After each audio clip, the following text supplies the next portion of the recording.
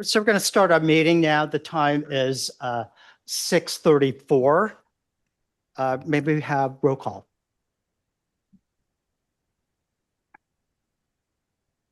Yes.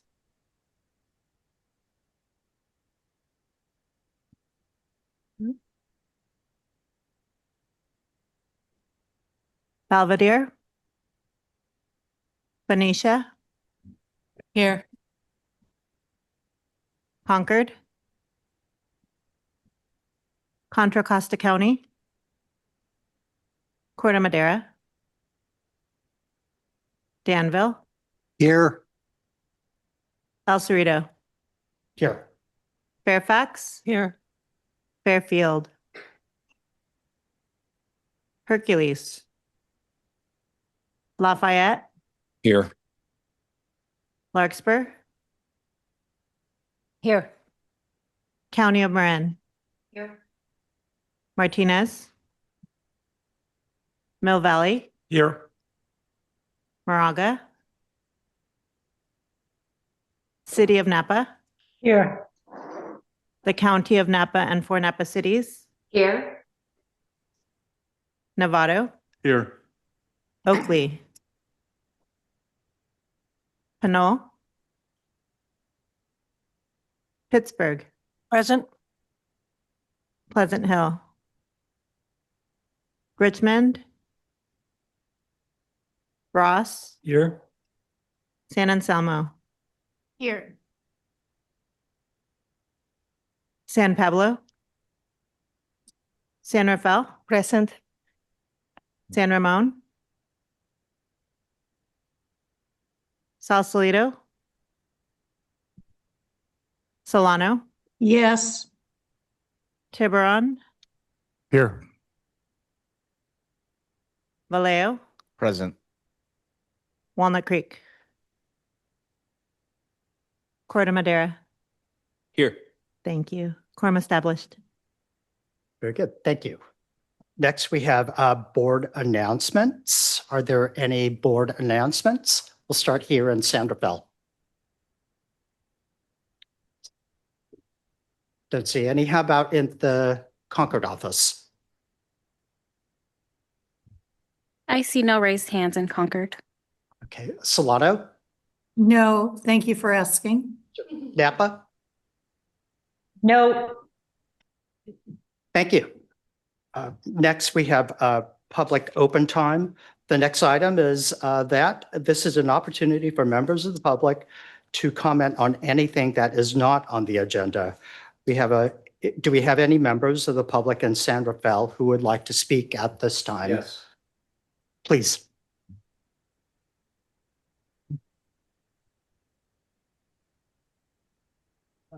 Good evening. I'm Ken Strong with the Conservation.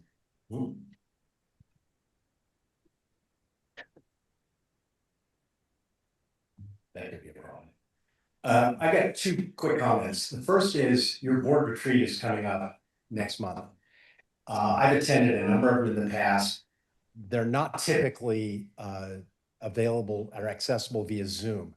I don't understand. I would hope this one is, and if it's not, I don't understand why they can't be accessible via Zoom. So I would urge the board to make them available by Zoom and record the recording available afterwards.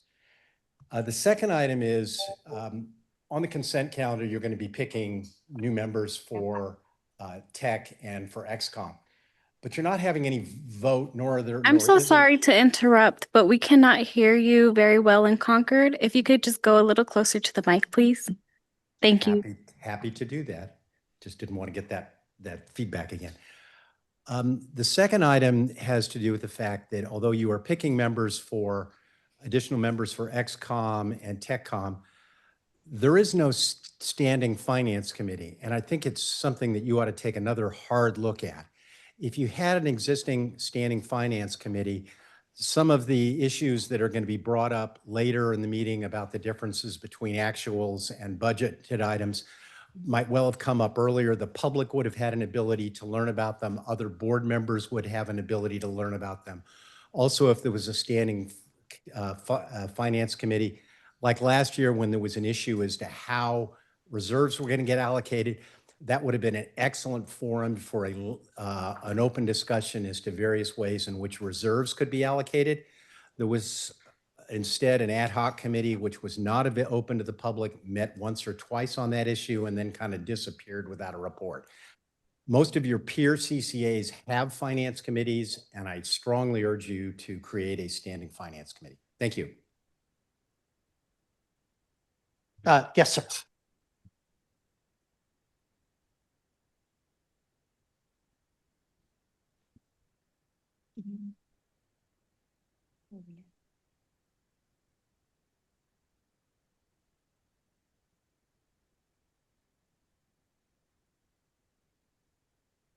Good evening. Okay, eat the mic. I want to add to Ken's remarks about the importance of setting up a standing finance committee. Your name, sir, and place of It's residence. Robert Miller, Conservation, co-chair of Marine Conservation League's Climate Action Working Group. This finance committee is a particularly relevant issue. Sorry to interrupt again. We're having a hard time hearing you. If you can put the mic a little bit closer. Thank you. Okay. I don't think I can get any closer than this. So this is a particularly relevant issue given the 34.5% year-over-year energy cost increase. And I know that that comes up later. Ken said that other CCAs have finance committees, and they really do. They're standing committees with agendas, videos, and minutes. Really, MCE has 6 large CCA peer organizations, and all have standing finance committees. That includes AVA, Peninsula Clean Energy, Silicon Valley Clean Energy, Central Coast Clean Energy, San Diego Clean Power, and the Clean Power Alliance. And they address financial issues and procurement issues in public forums. And they meet 48 times a year last year. And there's a lot of information that's presented in these standing committees, and it's information with commentary, there's discussion. And what it means is fewer surprises and a better informed board and public. And so the question is other CCAs can provide much more financial information in public in a timely manner in these finance committees. Why not MCE? And I know one-on-ones with management are fine, but they're not a substitute for finance committee discussions. And sometimes the argument has been made, well, won't this take up staff time? And the answer is, absolutely, it'll take up staff time. And that staff time will help MCE fulfill its most important, the MCE board fulfill its most important role, which is oversight. And other CCAs allocate staff time for this to help their boards and the public. And MCE should stop being an outlier in this regard. Thank you. Any other comments here in San Rafael? Okay, we'll go to Concord. Any comments from the public? There are no members of the public here in Concord. Okay. How about Napa? No comments here. Okay. Solano? We're good. Thank you. Uh-huh. Okay, good. Are there any comments from members of the public joining us in Zoom? I see no raised hands, Vice Chair. Okay, thank you very much. Next, we'll go to a report from our Chief Executive Officer, Don Weiss. Go ahead, Don. Thank you. To start off with, unfortunately, I have some difficult news to share. Greg Tillman, MCE's Associate Director of Rates in our finance department, passed away at the end of July. Though he was with MCE for a short period of time, Greg made many lasting contributions to the agency, and his expertise on rates made him a regular voice heard at the board and committee meetings. He was an amazing colleague and a person who has left a real lasting impact on MCE. Staff members remember Greg for his technical brilliance regarding rates, his sense of humor, and his kindness. Most importantly, Greg found great joy in his family, including his wife, Laura, and his 6 children. So please join me in taking a moment to remember Greg. And now, moving on, I wanted to invite you to welcome our newest representative, Sausalito Director Jill Hoffman. Welcome, welcome. She was officially sworn in today, so we're glad to have you. Thanks so much for joining. Next, I wanted to acknowledge that there is a Labor to Labor event happening today with the Contra Costa Labor Council. And so we do have a few board members who are absent for that reason. And so I just wanted to acknowledge that. And we appreciate those of you who are able to make it or send your alternate regardless. Next, I wanted to touch on the final rounds of board interviews that happened with the auditors. We're going to be talking about the audit later on in the agenda, but I just wanted to let folks know that there were 2 different opportunities for board members to schedule meetings with Baker Tilly, MCE's auditors, including in August and then again in September. And we did have 4 directors who met with the auditors in August and then 3 directors who met in September. And that's in addition to some of the required meetings that happen with the board chair and with staff and other other interested folks. So wanted to acknowledge that. And then let's pull up, let's see here. We've got our, I wanted to point out a couple of dates here. So our annual Board of Directors retreat is coming up on Thursday, October 16th. That happens to fall on the day of our regular evening board meeting. So we will be releasing that evening board meeting, in case you were wondering. We think keeping you for a whole day is plenty. It's going to be at our Concord office. So for those of you that haven't seen it yet, it'll be a great opportunity to check out the new space. It's a little bit smaller footprint, but really a wonderful space, very open, and a lot of room for folks to get together. So we're excited to have the retreat there. I expect we'll be able to have it going on Zoom because we'll have all the built-in capabilities there. So excited about that as well. And we're going to be covering MCE's power supply mix interfacing with CAISO, and then also how we balance our load with our demand. That's really the magic sauce that we're always trying to find the perfect balance on. Part of that is going to include a simulation of how we handle VPP decisions. So we're going to allow everyone that's there to get their hands in on what that's like. And then also I wanted to let folks know just in a preview that we are pulling together a rates presentation that'll be landing in the next 3 to 4 months. We're looking at a lot of variables, what's happening in the market, what's happening with competitively with rates, our projected revenue requirements for the next year. And the good news is that if things add up the way they're looking, we are likely to be able to recommend a slight rate decrease going into our next fiscal year. So we're looking forward to sharing more details about that. We don't want to get too ahead of the data, though. We're waiting for some important analysis to come in, but we'll definitely be talking about that soon. So I just wanted to let folks know that. Next, celebratory item. I wanted to give a hearty congratulations to Director Murphy, who was honored last night with the Sustainable Contra Costa Leadership Award in Leadership in Sustainability Award. I was fortunate enough to be there and enjoy the celebration. And a couple of things that really stood out to me. They had a beautiful write-up about all the things that he's accomplished. And I wanted to point out a couple that his fellow board members may not know. He helped launch Pinel's first climate action and adaptation plan. He supported approval of Valor Village, which is an all-electric affordable housing project for veterans. And he was called out for leading by listening first and moving forward with purpose. We've been grateful to have him on the board and really grateful for his focus on clean energy, housing, and civic participation. So big congratulations to Director Murphy.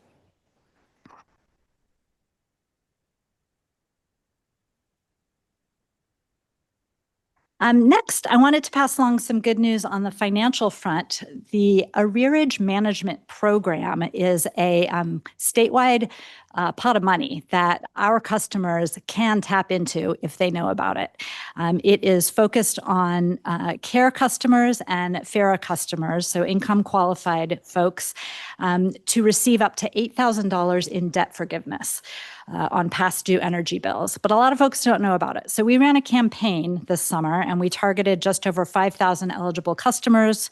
And we had a high response rate. Over half of the customers we reach out to enrolled, and they have received $1.5 million in arrearage management payback.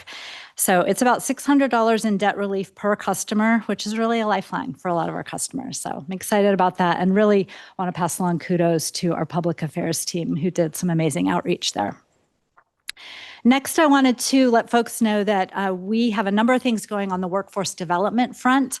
We have hosted a couple of events this fall to highlight our initiatives. So first of all, the Building Decarbonization Clubhouse is an event that you can see a picture there where we worked with Association for Energy Affordability and a number of other community-based organizations to talk about how we can decarbonize through buildings, through heat pump water heaters, lots of other technology. And some of the partners that have participated in these efforts are Green Workforce Pathways Program, Future Build, Richmond Build, and Rebuilding Together East Bay Network. We also hosted a contractor academy and an electrification contractor power breakfast, which landed just a couple of weeks ago. We had members of Local 104 sheet metal workers participate in that, a couple of members actually, some other union representatives, quite a few contractors. And it's really our effort to get the workforce out there ready to install all of these devices that we have rebates to get installed. So excited about the progress there and just want to make sure folks are aware. Let me know if you have questions. We have a lot more information, but I'm going to try and keep us rolling here so we don't run out of time. Next slide. I think we are wrapped up, just making sure. Any more slides? Okay, happy to answer any questions. Yeah. Yes. Yes, so thank you so much. This is actually really exciting. So have you hosted, like, is it by region? I mean, is it like in the East Bay, or are you thinking to do something? Because I'm thinking like in Marine, you have Marine Builders Association. And then in terms of workforce development, I believe you're already working with Canada Alliance. But so can you talk a little bit about like if it's like more like regional or if everybody's invited? Thank you. Everybody is absolutely invited. The contractors' breakfast was held in Contra Costa County, but we're actually looking for board members to recommend groups to us that we may not be aware of. We're already aware of Canal Alliance for sure, but please do reach out to us because we have more events like this coming up, and we want to make sure we're casting a really broad net. That sounds good. Thank you so much. Here in Any other questions here in Marin? How about in Concord for Dawn? I see no raised hands in Concord. Okay. Napa or Solano? No questions. Okay, thank you very much.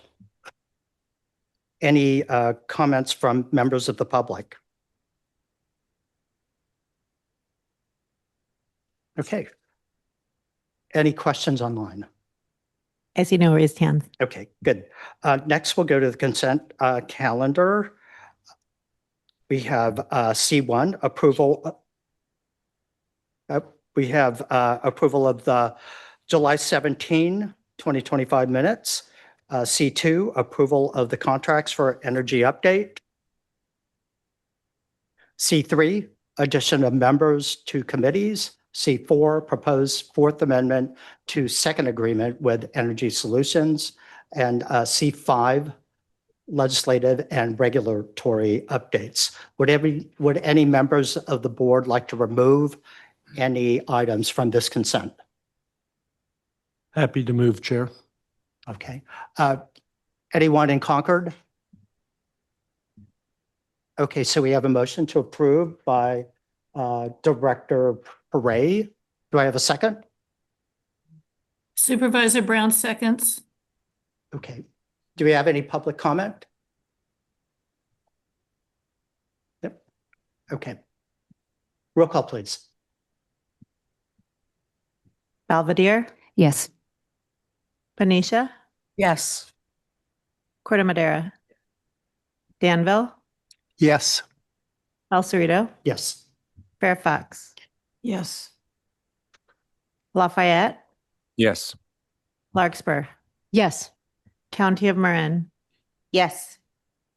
Mill Valley, Yes. City of Napa, Yes. the County of Napa and 4 Napa cities, Yes. Novato, Yes. Pittsburgh, Yes. Ross, Yes. San Anselmo, Abstain. San Rafael, Yes. Sausalito, Yes. Solano, Yes. Tiburon, Yes. Vallejo. Yes. Are there any members that I did not call? City of Oakley, and yes. Thank you. Motion carries. Thank you. Next, we'll go to budget results and comparison for fiscal year 2024, 2025. We have Maida Strauss, Vice President of Finance. She will be introducing this item. Please go ahead, Maida. Thank you. Good evening, everyone. Maida Strauss, VP of Finance and Treasurer. So tonight, we will present the results of fiscal year 24-25 budget. As you all know, we have 4 budgets: the operating budget, the energy efficiency budget, program development fund, and the VPP fund. Our fiscal year runs from April 1st to March 31st. So we will review throughout the evening, we will review how actuals compared to budget, explain the drivers between major variances, and then connect these results to our reserve and liquidity goals. Next slide, please. So here we'll be analyzing our budget versus actuals for revenue and cost of energy. Revenue came in at 805 million with a variance by 18 million or 2.3%. Energy costs exceeded budget by 11.6% or 79 million. And the key reasons for the delta were market prices, a couple of unique contracts, and also compliance requirements. On the next slides, we will be reviewing the budget variance information that we provided to the ExCom in November, and also additional drivers that impacted our budget. The energy market is highly volatile, as we all know, so fluctuations in bilateral prices and differences from our budget in absolute terms are to be expected. For a deep dive into our power procurement costs, I'm bringing in CB Hall here on my left. He's the MCE Principal Power Procurement Manager, and he's intimately involved in the procurement activities and work across all power resources functions. CB, please. Thank you, Maida. Can you all hear me? Okay. Great. Nice to be here with all of you. I'm going to, as Maida said, walk you through our energy expenses for 2024-2025 fiscal year. So to do that, I'd like to start, first of all, if we could flip the slide, that'd be great. Okay, perfect. So to do this, I'd love to start with this top table.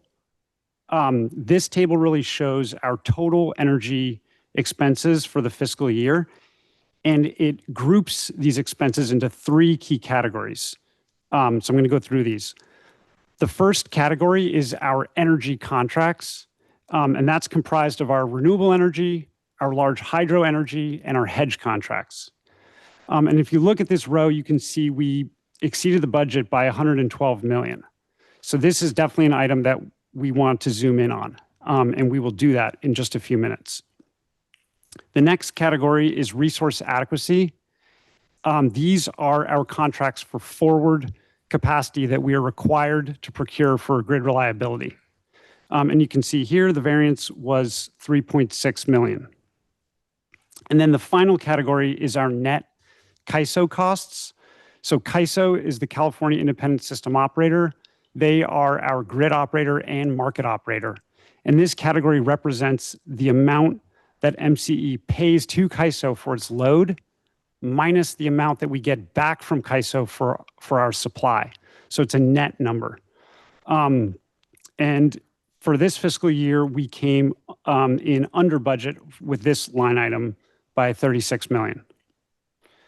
So if you add all these up, as Maida said before, it's $80 million over budget on the total cost of energy.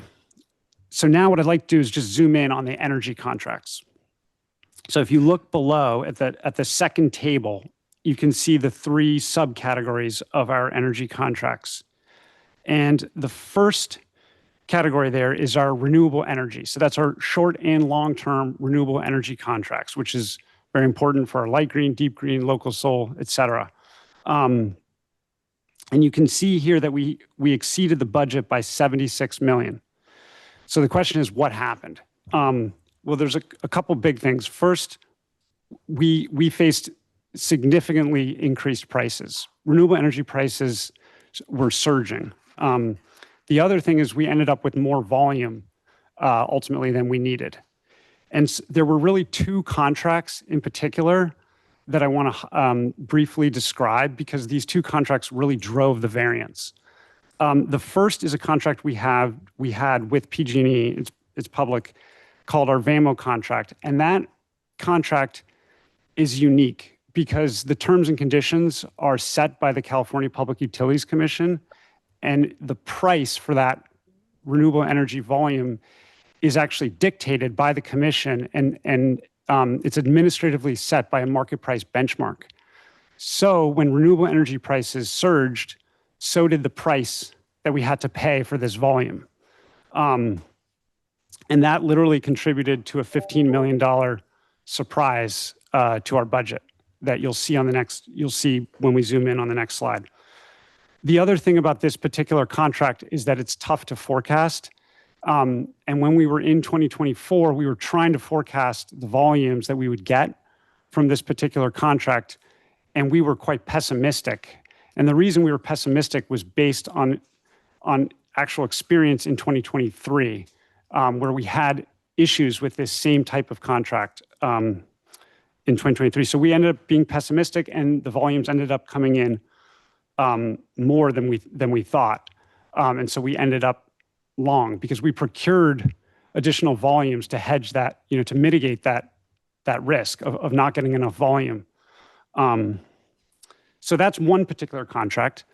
The other contract I want to highlight is another renewable energy contract that we signed in the fall of 2024.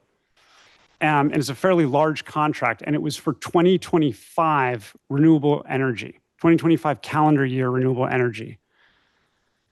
We were expecting that volume to be delivered across the 2025 calendar year, but a significant portion of it was delivered in Q1 of 2025, which overlaps with the fiscal year that we're talking about. And so what happened was we ended up getting a $36 million surprise to our budget because of this early delivery.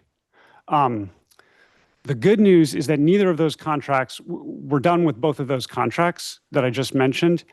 And the other good news is that the $36 million surprise related to the early delivery, which kind of hurt us in fiscal year 24-25, there's a double-edged sword there. It will help us with respect to the 25-26 fiscal year budget, right? Because we basically prepaid for volume that we were expecting to have to pay for in the current fiscal year. So that's really the story on the renewable energy.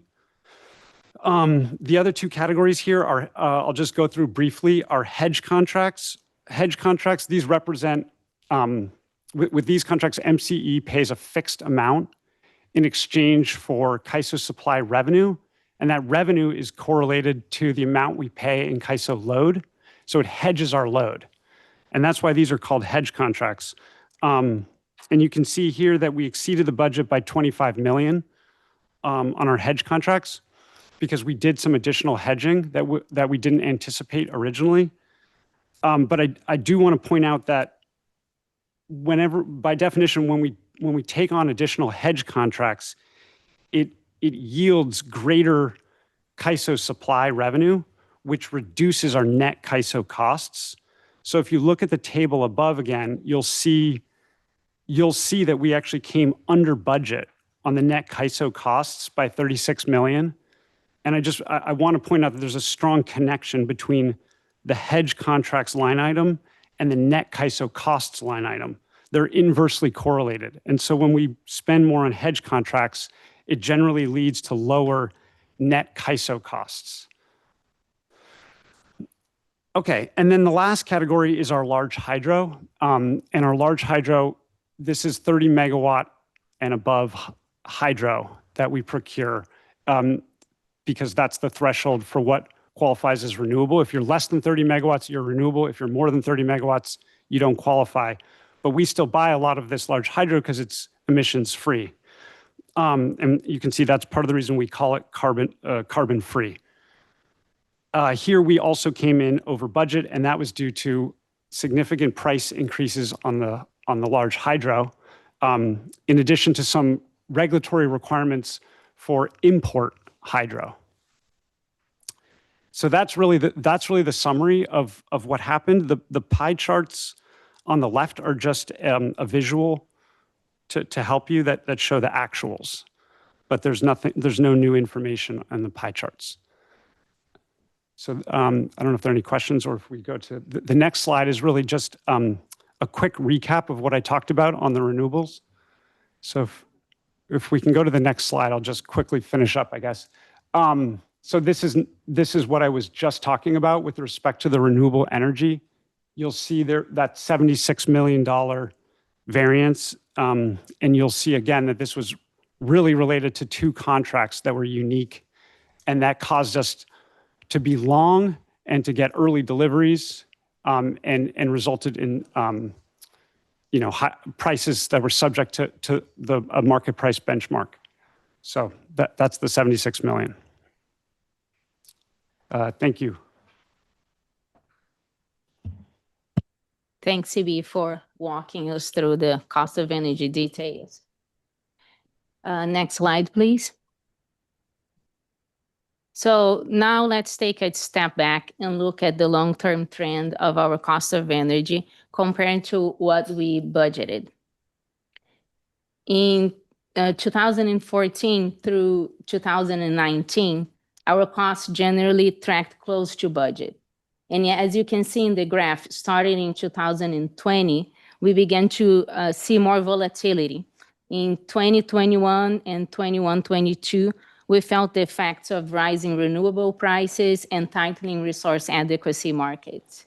In 22 and 23, actual costs were nearly 13% higher than budget. That year, we experienced the September 2022 heat event that pushed California loads, causing price spikes across the CAISO market. And not only that, also in December and January, natural gas prices surged several times above regular trend, and that fed directly into our power costs. In 23-24, costs ended up 14% below budget. That was the year that we built in budgetary contingencies, expecting extreme volatility that ultimately did not materialize. So it ended that the results were favorable, but one that reflects much more uncertainty we're dealing with and not really the primary cost drop.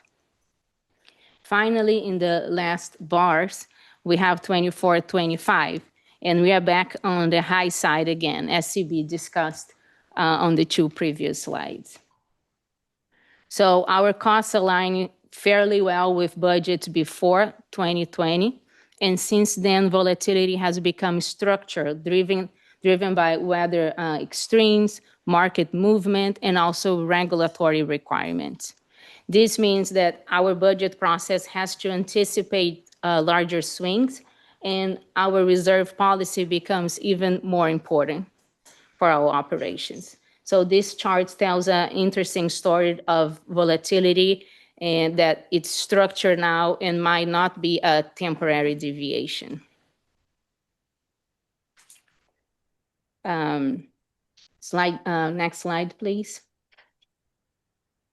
So now let's talk about that reserve and liquidity goals that I briefly touched, and they highlight MCE's financial strength and stability. This chart compares our actual reserves with MCE's reserve policy target of 60% of our annual energy and operating costs. All numbers presented, they are audited numbers from our financial statements. If we concentrate looking at the 2 last years, we closed 23-24 with strong results. Our reserves reached 404 million against 374 million target, with 108% of the reserve goals met. That was the only recent year that we exceeded policy. On the last 2 bars, we have year 24-25, where our reserve targets increased significantly to 497, driven mostly by higher actual energy costs. So we closed at 417 million and 84% of the goal. And that also represents 211 days of liquidity, just shy of our 240 days benchmark in the board-approved reserve policy. So the bottom line here is that our reserves remain strong, but the variability mirrors the volatility in our energy costs. When costs surge, the reserve target rise, and hitting 100% becomes harder. So our reserves, they continue to serve their intended purpose, which is giving us financial cushion to absorb market shocks, preserve rate stability, and also maintain our credit strength. Next slide, please. Okay, now in this section, we are going to walk through the MCE budget reports. And if you would like to follow, you can maybe refer to your attachment B for item 6 in your board packet. And the table on the screen represents the top portion of your attachment. As we've already seen for earlier slides, revenue were slightly stronger than expected, but higher energy costs more than offset that.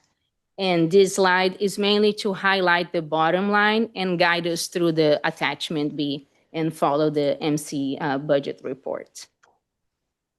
So on the next slides, we will continue going through the MCE budget reports, but moving on to operating expenses, the bottom line, and our other 3 funds. For that, I would like to call Efren Okshala, MCE's Manager of Finance, here on my left. He has been the backbone of MCE's finances operations for 6 years and leads all of our financial and planning analysis efforts, and he will continue the presentation for us. Great. Thank you, Maida. Thanks for the nice introduction. Good evening, board. My name is Efren Okshala. I'm the Manager of Finance here at MCE. And tonight, I'll be walking you through the remaining portion of our presentation. So what we have up on the screen is the section on operating expenses. These are the other overhead costs that are necessary to run MCE. I am pleased to report that total operating expenses came in under budget by $3.8 million or 8.5%. As you can tell, most line items came in under budget and staff did not have to rely on the contingency line. So I do want to spend some time going over a few of the line items shown here, specifically those that came in below budget by over 10%. And I also want to discuss the data manager line, which came in slightly over budget. However, if you have any questions about the other line items, please feel free to stop me. So to start, let's start with the data manager line. This line covers a range of billing and customer enrollment services, and the costs are based on a fixed fee per customer account. Expenses were slightly above expectations by $197,000 or 3.8%. That is largely due to the prep work that was needed to enroll the customers from the city of Hercules. This cost came in earlier than anticipated. Otherwise, it would have been incurred in the following fiscal year. The next line I want to highlight is the technical and scheduling consultants line. These consultants support MCE by scheduling energy resources into the California ISO. They also support us with managing our risk and exposure, and they assist staff with energy cost forecasting. Technical services are billed primarily on a fixed charge per megawatt hour of electricity load, while scheduling services follow a contracted rate. Expenses came in under budget by $168,000 or 13.2%. This primarily reflects our strategic decision to move some work in-house, and it also reflects a year with mild weather, which led to a slightly lower than expected load and thus a lower expense. Next, I want to talk about the legal and policy services line. This captures external legal and policy services that support MCE in areas such as contract review, regulatory proceedings, as well as employment matters, among other areas within the agency. Expenses came in under budget by $516,000 or 36.3%. Staff was able to realize savings through a couple of mechanisms. One, for instance, staff was able to leverage our membership with CalCCA, which is the trade organization for CCAs across California. And we were able to do joint regulatory filings, which reduced policy expenses. Likewise, we were able to do more contract review work in-house, which reduced legal expenses.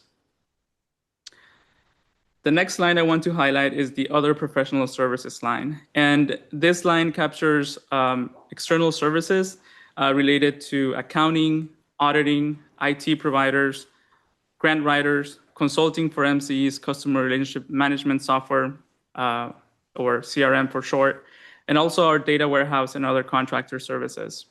Expenses came in under budget by $591,000 or 18.7%.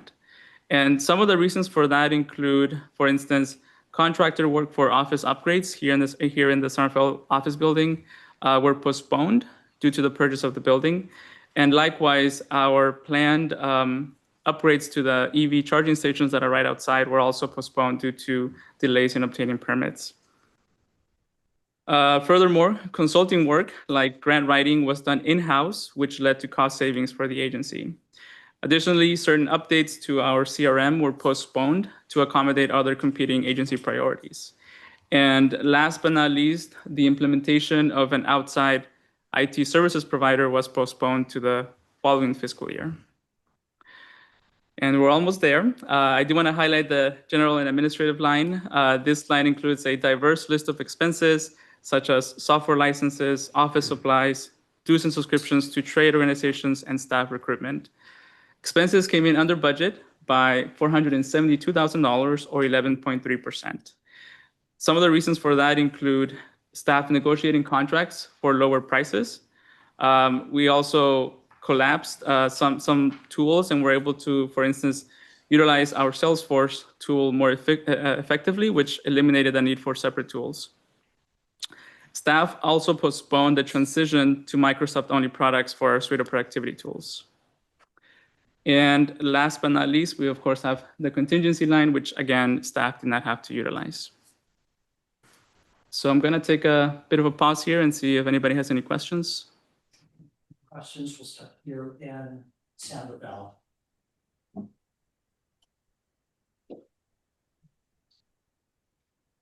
Director Wilkinson, you have a question? So is this just a question about this particular aspect of the budget or the entire budget? I think we can discuss anything up until now. Okay, so I have some questions about the energy side. And CB, thank you so much for providing the level of detail that was provided there. It's certainly more than we've seen in the past, and I understand more now, so I appreciate that.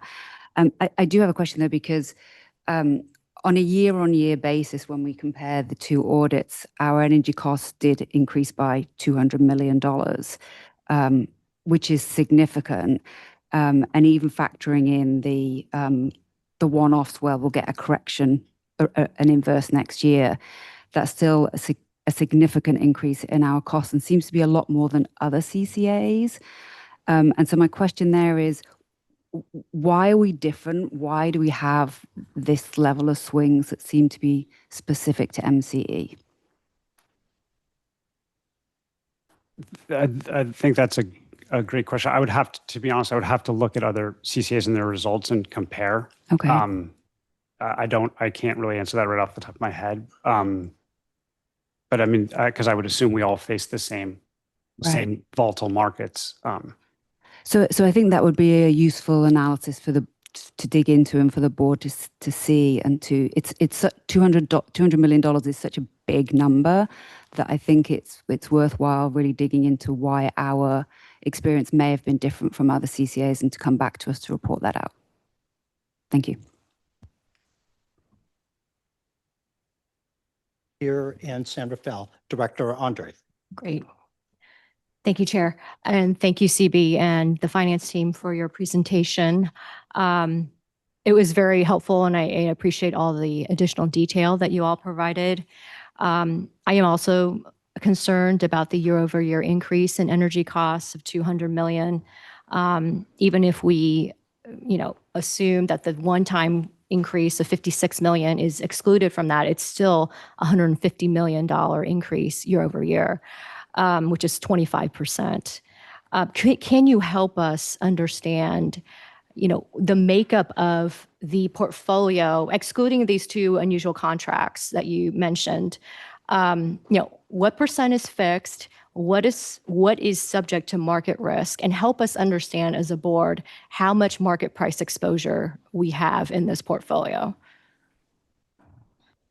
Yeah, that's another great question that I'm sorry, I just can't answer that on the fly because there's a lot to that, but it's a great question. But we definitely procure we have a method to make sure that we are taking down systematically positions in advance so that we are hedged coming into the year. But to directly answer your question is a little bit more complicated. I think I need to write that up, to be honest. Yeah. Yeah, I mean, it would be helpful if you could break out perhaps, the components of our portfolio that is subject to market pricing, and how much energy we are procuring in the spot market. And then as the shorter term contracts roll, we're obviously exposed to market risk. And so if you could help us understand what the average term of the shorter term contracts are, and also, when those contracts are rolling, maybe a schedule in terms of, what's rolling by month and how much exposure we have in terms of our energy contracts. Thank you. And Director Andre, I can jump in at a high level on some of what I think you're getting at. I want to draw your attention to the slide that shows cost of energy budget versus actuals over time. And so while that's coming up, I just want to point out that a lot of the increase in power supply costs was built into the budget. It was expected. So if you look at those last two parts of the chart there on the far right, you'll see that in 23-24, our budgeted cost of energy was a lot higher than actuals. And in part in reaction to that, as we were doing our budget setting for the following fiscal year, there was a strong interest in being more optimistic, if you will, and not overestimating how much we were going to be paying for power supply. But what we saw instead is that the amount that we budgeted was not sufficient to cover the costs. But the variance, about half of the variance, was caused by three anomalies that CB went over that really aren't tied to not having enough hedging in the market. We are hedged between 90 and 95% during any given month in the year. We tend to hedge 95% in the most volatile months of the year between July and October. And as you saw, our CAISO costs and our hedge costs really netted out very well, as they were supposed to. So the issue that we're seeing here isn't caused by a lack of hedging. It's caused by a big part of it is caused by regulatory issues that affected our ability to negotiate a solid contract that would dictate when our volumes came in.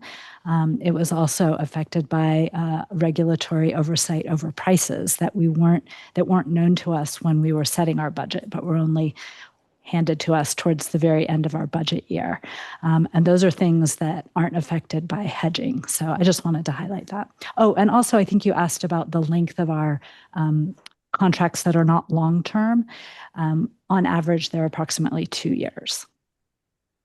Thank you. I appreciate you answering that question. But, as I look at the other CCAs and, everyone is subject to the same market price volatility and also the same changing legislation. And I appreciate that, does cause increases in energy prices that may be difficult to forecast.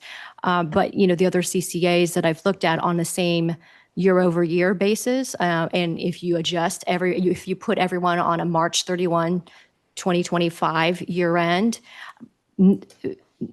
MCE's financial results for this last fiscal year are an outlier. They're significantly higher. The energy cost swing is $200 million and is significantly higher than other CCAs. So just curious as to why our results are so much higher than others. And even if you adjust out the $56 million, as you explained, which are one time, it's still extremely high, and it's up 25% year over year. So, I think as a board member, I would like to just get a better handle on the energy portfolio and also just risk management and how we're managing the risk. Seems like a significant portion of the portfolio is we are exposed to market pricing risk. And so as a board member, I would like to just get some more information and, piggybacking on some of the public comments that were earlier, if that means that we create a finance committee or a risk management committee, I would be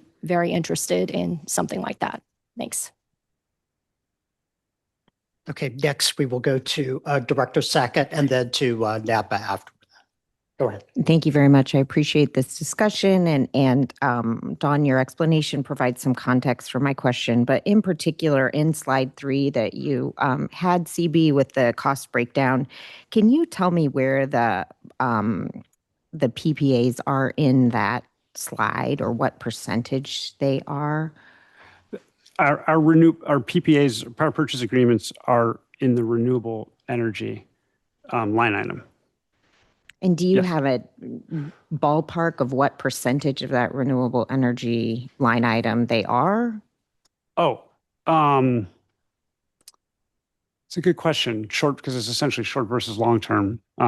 Yeah. Yeah, I got that question today and looked into it. So I have a concrete answer. It's 65% long-term, 35% short-term. And again, the short-term contracts tend to be about 2 years on average.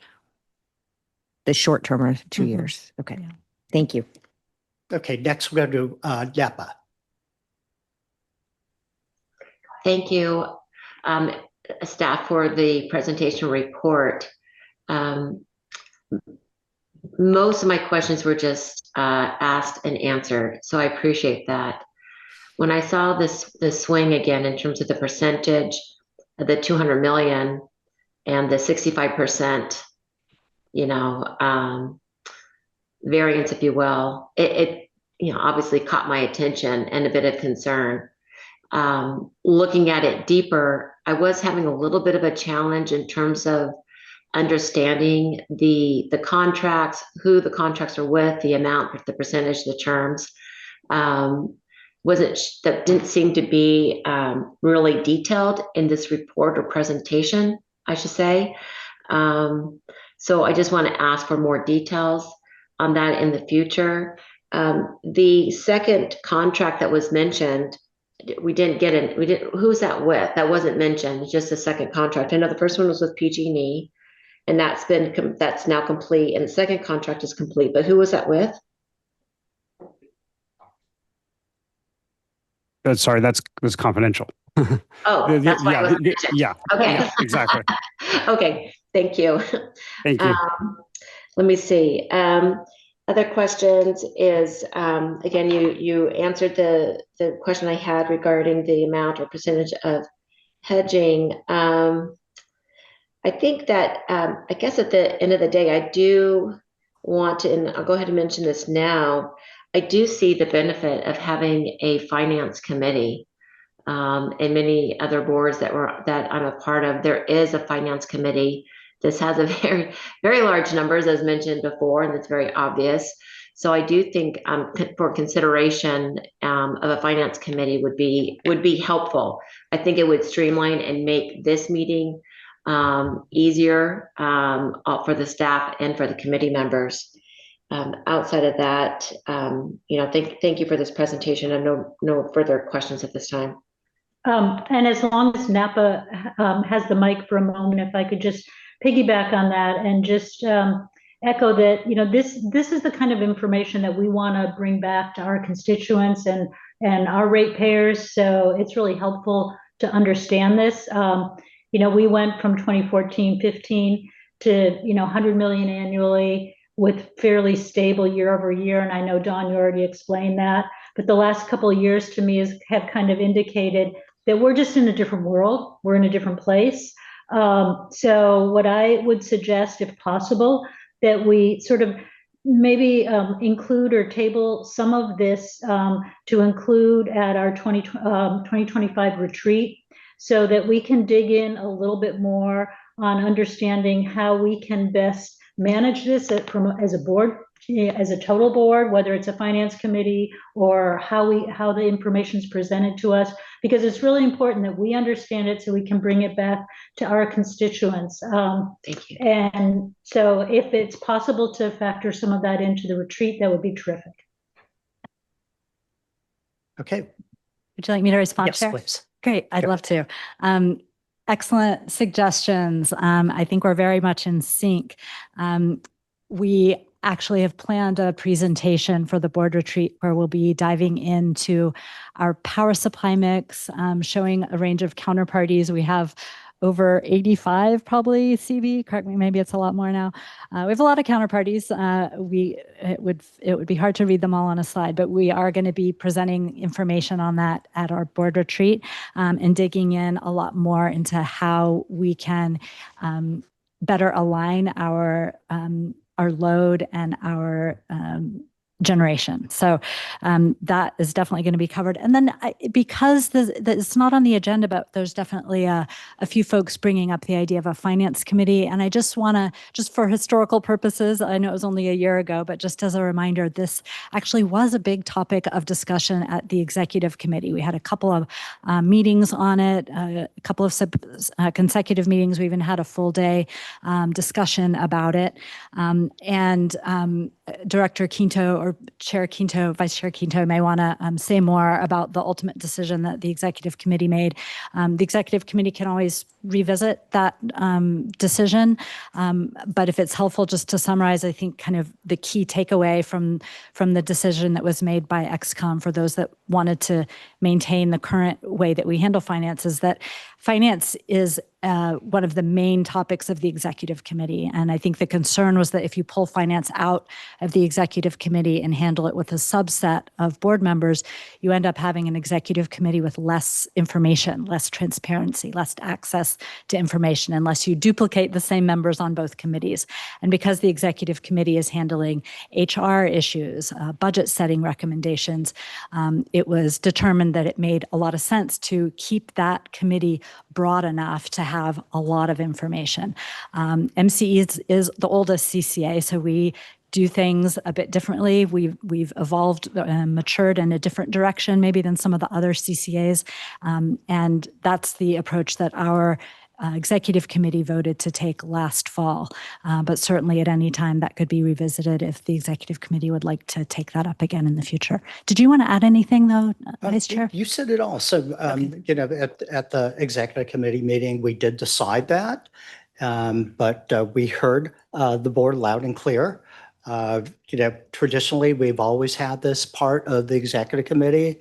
And yeah, we decided as the executive committee to keep it there. So, but we did hear what the board said, and we can look at that and discuss that at our retreat. Sorry. Yes, Director Hoffman. Sorry. So as a new member, I just like to clarify this because it's been raised by the public and it's not clear to me. So we had a finance committee. I think it's a valuable thing, obviously. And at some point it went away. The executive committee decided to do away with the finance committee or that was- dissolve the finance committee. Yeah, so let's go to our general counsel, Catalina. Thank you. Happy to just clarify. So in December of 2024, the executive committee took a look at the existing committee structure, which currently exists of just the executive committee and the technical committee. And there was a proposal to consider adding other committees, including finance, and the vote was to keep the existing committee structure, which is still just executive and technical. And what happened to the finance committee then? There was never a finance committee. There has not been a finance committee. Okay. And so then I think the consensus seems to be that we'd like to have a finance committee and we're going to put that on the agenda at the retreat, or we're not sure that we want a finance committee, or we're going to add that to our agenda for the retreat. I would like to have a finance committee. I'll just say as a new member, I'll be on record. I think it makes sense to have a finance committee. And I like Director Andre's, based on the risk that I've seen just tonight in the report tonight, makes sense to have a risk committee as well, or at least talk about that. So that makes sense to me as well. So I'll just be on record as that as well. And are we going to have a report on our finance director? I'll just throw that in the mix too. Why not? All in. Thank you. Okay. Yes, Director Kohler. I've been on this board for a very long time. We never had a finance committee. What we had was an ad hoc audits committee that looked at the audit. And I believe that was something that was decided not to continue for 1 year at least. And I wasn't on executive committee for that period, but I think that was a decision. And I believe also the risk issues are discussed in the technical committee. So, you know, I think it's worth having a conversation about it with the board. We have a lot of new board members, but I think we need to consider what the roles are of the executive committee, which is, those are all public meetings. They're available to public. Technical committee or public meeting. Ad hoc committees are not. So I think it's worth having a conversation, but I'm not sure that there's consensus here for making those decisions right now. No, not right now, but we're having a retreat next month on the, 16th? Sure. On the agenda, I would say that's appropriate for the agenda, right? I mean, I don't think it's agendized for tonight. Yeah, the agenda is already drafted, but that is certainly something that could be taken up at a future meeting. It's something that the executive committee really dug into last year, so that might be a good place to start. Well, that's why I'm talking about it now, so it could be on the agenda for the retreat. It's a month out, right? And that's our regular meeting date anyway, as I understand it. Yeah, I believe, you know, with the executive committee, we were concerned about quorum, for example. We have difficulties having a quorum. We have a lot of, this is a committee that we have a lot of absences because of, like, for example, this evening, there were a lot of absences, but we were concerned about the duplication of the same meeting.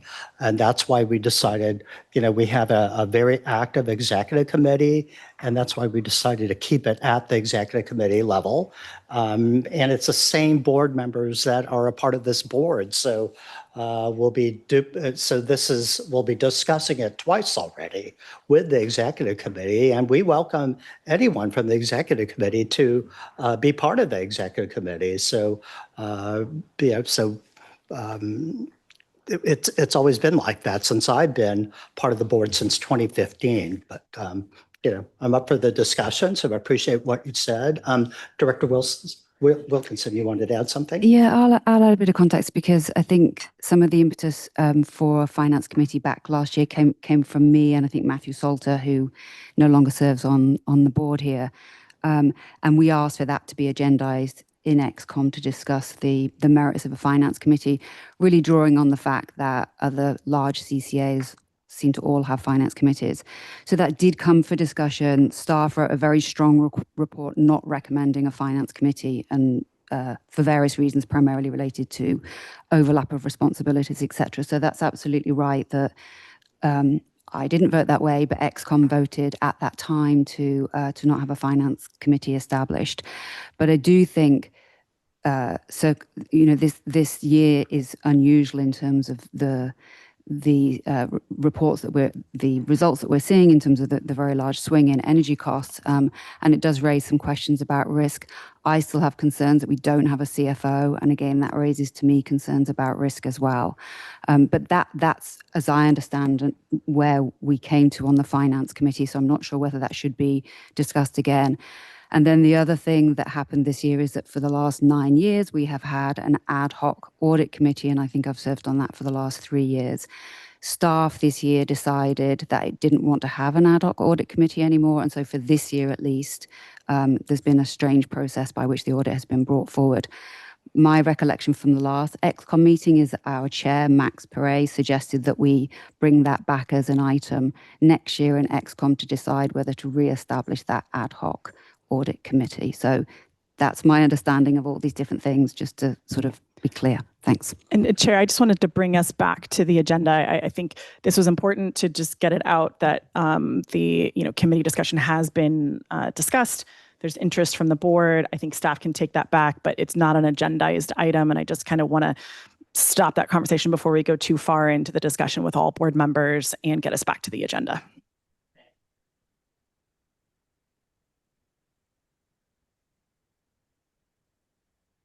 Sorry. We'll go to the Concord office next. Any questions from Concord? We have a question from Director McCormick. Yeah, great. Thank you. I'm trying to stay on the agenda topic, though I am keenly interested in what the previous conversation answering with support. There's been a couple of just comments as you're going through the last year or two, talking at the results. I know this is mostly looking in the past, not forward. But the fact that we're a bit optimistic thinking about last year and volatility has increased. And so I'm just kind of wondering, so I just want to confirm, really, we are thinking that this volatile market with the significant price swings, are we expecting that to continue for the foreseeable future? Because if you look at the graph, your timing graph of the cost of energy budget versus actuals over time, it was very stable for many years, but in the last 2 or 3 years, it's been considerably, the variability has been pretty intense. So I guess I'm just curious, are we taking that into account, modeling for next year? I'm sure none of us want to hear an optimistic budget plan for next year if we expect that the variabilities could be so beyond our control. Let me take a shot at it. Really great question, Director McCormick. So, 1 week of extreme summer conditions can wipe out 2-3 months of costs, right? So we really strive to make sure that when we are bringing a budget to the board for approval with accompanying rates, we are being as realist as we can without saying the sky is falling or everything is great. We really try to balance that. So in that balance, there are long-term contracts, like CB did a great job at explaining. But given the regulatory, legislative, and system-wide California conditions of land acquisition, permitting, certification, the city's contributions to something versus spot market contracts, not the ISO day of contracts. the hedge contracts, the index plus deals. There's a balance we try to look at as we're bringing the whole thing into perspective for what are we gonna assume for the year, because we don't want to commit 20, 30-year contracts at high prices. And we don't want to forego on short-term gains in prices that we could get in greenhouse-free clean energies. Yet RA prices are primarily tied to gas-powered power plants that we have to buy, and you have seen their wide fluctuations also. The state of California is going into much wider pinging of the bookends than normalizing it. We have a nuclear plant that may shut down any day now. That's 2,200 megawatts. It takes 15,000 megawatts of renewables to replace it. There's no transmission to connect it to. I'm sorry for the long answer, but I'm just trying to say that. So we really look at our long-term power purchase agreements, our index plus deals that, like Don said, they're about 2 years and less, 1 year, 2 years. And then we have the ISO market. The ISO has only two markets, day ahead and the hour of. So in this hour of 7:44, in 1 minute, the last 50-minute market will begin. So we try to be in all of them to do the best decision we can. And by the way, compared to almost all the CCAs, I am really proud to say that we are one of the few that offer the cleanest energy options compared to other CCAs that have much lower quality products at maybe even lower rates, but it's a lot cheaper to have those. I appreciate that. And I think that's why, I mean, you illustrate the complexity of the market that we're in, which I think just means we should expect volatility. And I guess I'm reacting to the term of, we were optimistic perhaps when we did the budgeting. It's like, I think we can't afford that to play that game.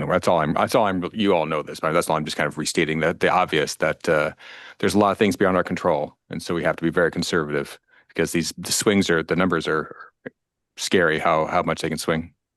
No, thank you very much. As far as certainty, we brought it to the board a couple of years ago as the option to purchase power plants, to start ownership, which has different risks, right? But it gives you certainty, right?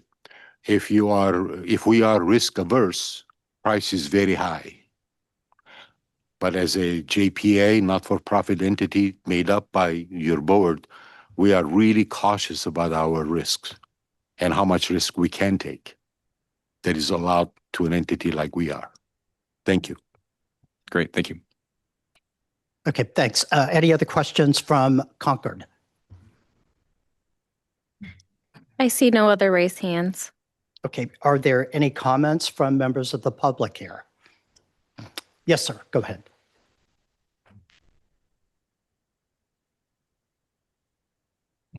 Chair, apologies. Do you mind if I think that staff still have a few more slides on this item, and it might be best to just hold public comment, apologies, until we finish the presentation and then invite public comment at that time. My apologies. Go ahead, Maeda.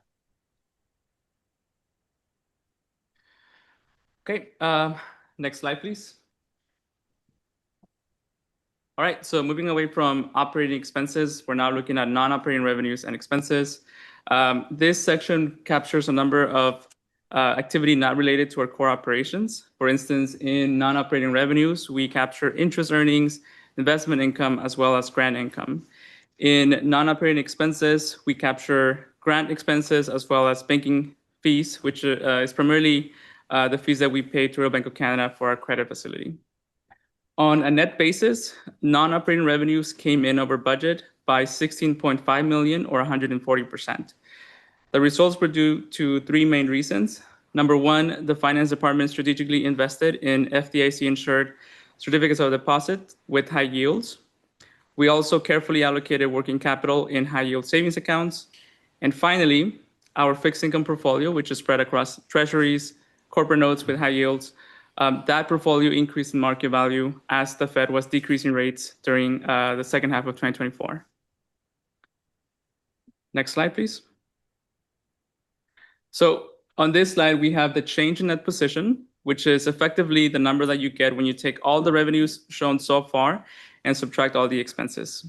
MCE's change in net position was $19.6 million, which was $40.7 million, or 67% below budget. And that was primarily due to the cost of energy coming in much higher than anticipated, which CB explained in great detail. I also want to emphasize that this change in net position that you're seeing here, this is purely for the operating fund only. It does not capture the activity from the other funds, which we will discuss in a little bit. Next slide, please. Finally, we have capital expenditures and interfund transfers. Certain software-related expenses were capitalized as they met the definition for capital outlay. That totaled $325,000. In addition, your board approved a transfer of $8.4 million to the Program Development Fund, which was done at the beginning of the fiscal year. So after accounting for the capital outlay and transfers, the net increase in operating fund balance was $10.9 million, which was $41 million, or 79% below budget. Next slide, please. So now we're going to go and talk about the energy efficiency budget. And this fund here, the Energy Efficiency Fund, this houses all our programs aimed at helping customers reduce energy consumption, and is entirely funded by grant money from the California Public Utilities Commission. Energy savings are achieved by helping customers install energy efficient measures such as HVAC systems, water heaters, and induction stoves. And this applies to both commercial, residential, and also agricultural customers. Total expenses came in below budget by $21.9 million, or 67%.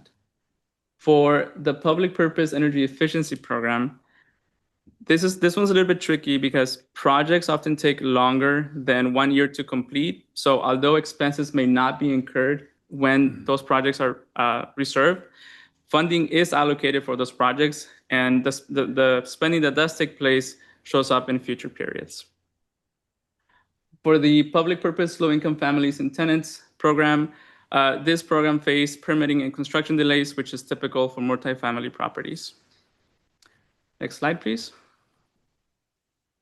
Next, we have the Program Development Fund. This fund encourages the adoption of electric vehicles in MCE's service area.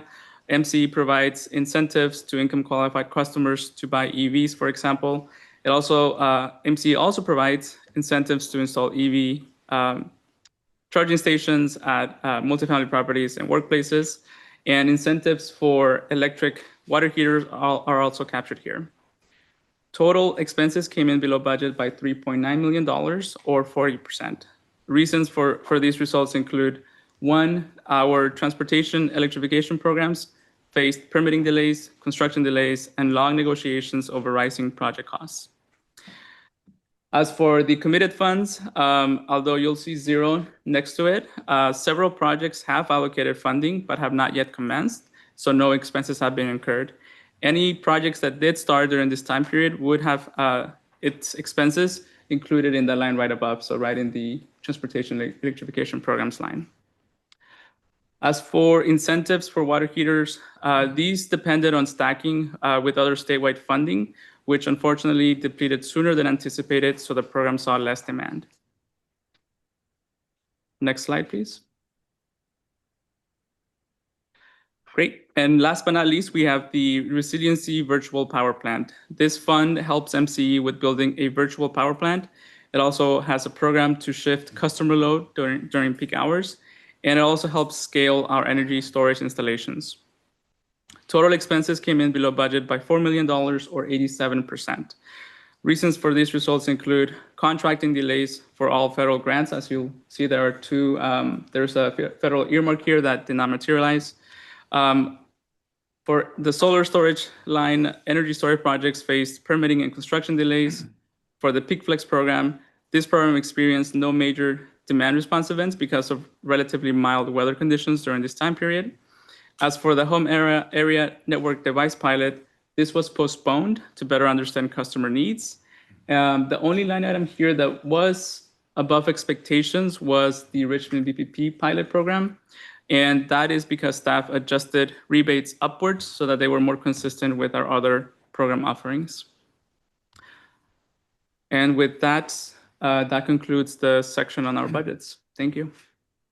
Okay. Thank you very much. Catalina, should we go to questions again, or? You could open it up again to We're comments or gonna questions open for up the full one more board. time, and we'll start at the Concord office. Any questions or comments? I see no raised hands in Concord. Okay, what about Napa or Solano? Okay, and we'll take it back here to San Rafael. Any questions or comments? Director Andre. Thank you, Chair. So I just want to tie this up for everyone because I feel like, a lot of times we're in these large meetings and the financials can be a little overwhelming. So if you look at the financial results for 2025 for MCE, operating income was actually a loss. So it was negative 12.1 million. Last year, fiscal 2024, it was positive 144 million. So basically the rise in energy costs made everything go negative. And the only reason that our net position went up this year is because interest or investment income was higher. And so that covered the loss, the operating income loss.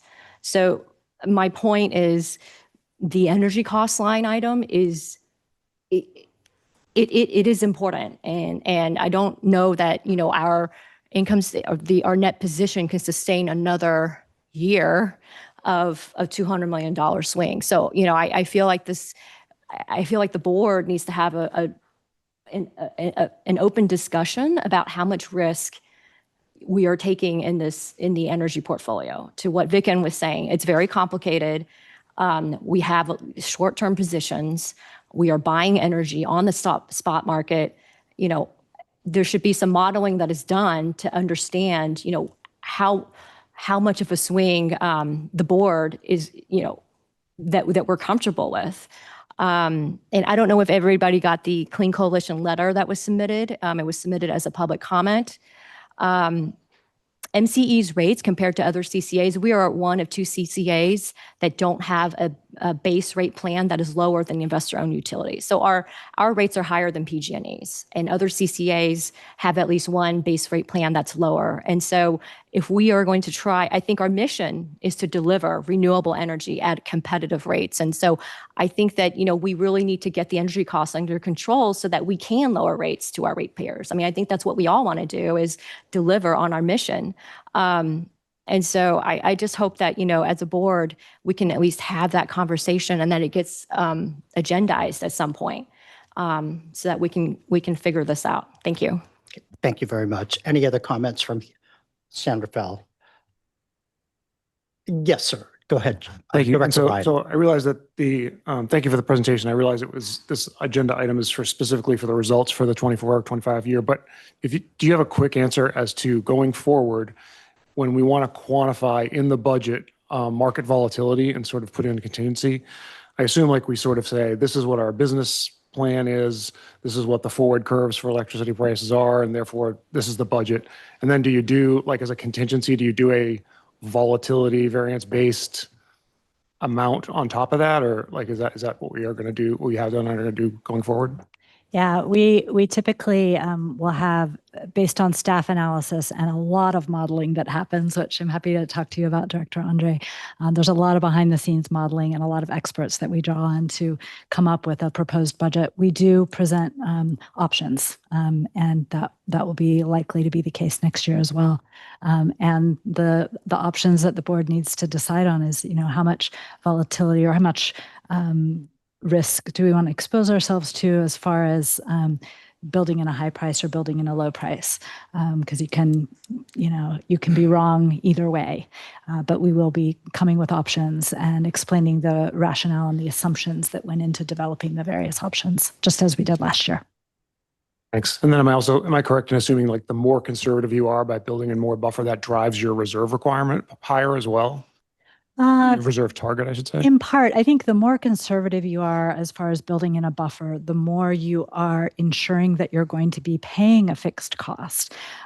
Whereas if you are willing to live with more open, then you may benefit if prices come down.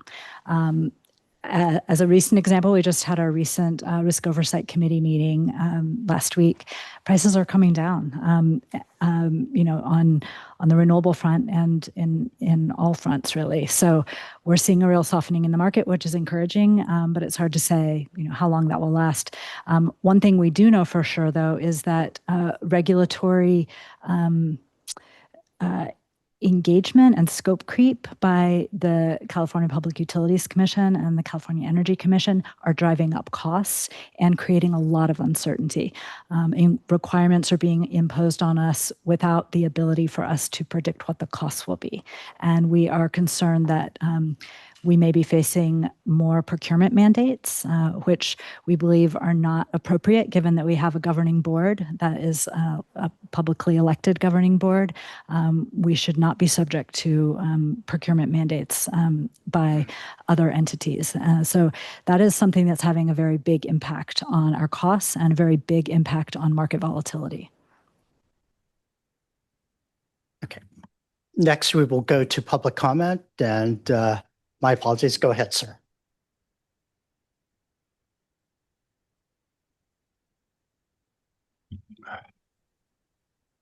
Good evening, Dan Sagadin. I'm concerned about the large year-over-year increases in energy cost, especially relative to our CCA peers. I don't know if there's implications for the business strategy, but the year-over-year financial results raise some questions. A quick explanation.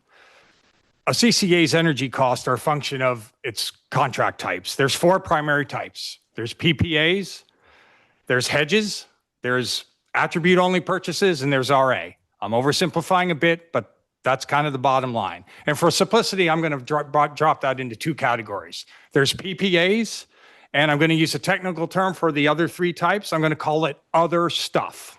Okay? Here's the key point. The PPAs are fixed rate 10 to 20 year contracts. They give you predictable energy costs. They have very low energy market risk. It's the energy equivalent of a fixed rate mortgage. The other 3 contract types, the other stuff, this is shorter term contracts. They're generally 6 months to a couple years. I heard Don earlier say they're mostly a couple years. It varies. Got a list of them here. They're recontracted and repriced over much shorter intervals. So they're subject to full energy market risk. Your energy costs are volatile and not predictable. It's a variable rate mortgage, but with no limits on how high the rate can go. So to kind of place this a little, some of the numbers that CB went through, I appreciate those great pie charts. 174 million is PPAs. That's the fixed rate part. The rest, that's 23%. 77% is subject to repricing and energy market risk. Do I know if that's the right number? Do I know what other CCAs have? No, we don't have that information right now, but this is the type of thing that would be great to know. Because fundamentally what we're asking is, does our business strategy somehow expose us more to energy market risk or not? That's kind of the fundamental question. And that goes back to this fixed versus variable. So with that, I'm going to also say, we don't know. We're just asking the question, but it's a concern. And let me also say this same exact issue of, well, how many PPAs do you have to other stuff is also a big environmental issue. And it relates to the environmental mission because a PPA usually is new steel in the ground. But on the other hand, this other stuff, your contribution to changing the energy supply and making it cleaner is much more questionable. And of course, the regulators are calling out the charade on that a little by going to time of day, which is going to change the product content label. And so it's something I think the board should be thinking about. These would be, I think, great topics for the board retreat. To management, let me just quickly say, we're here. We want you to thrive. You've brought us a long way. I've got a list of the PPA contracts that you've entered into since inception. It's all great stuff.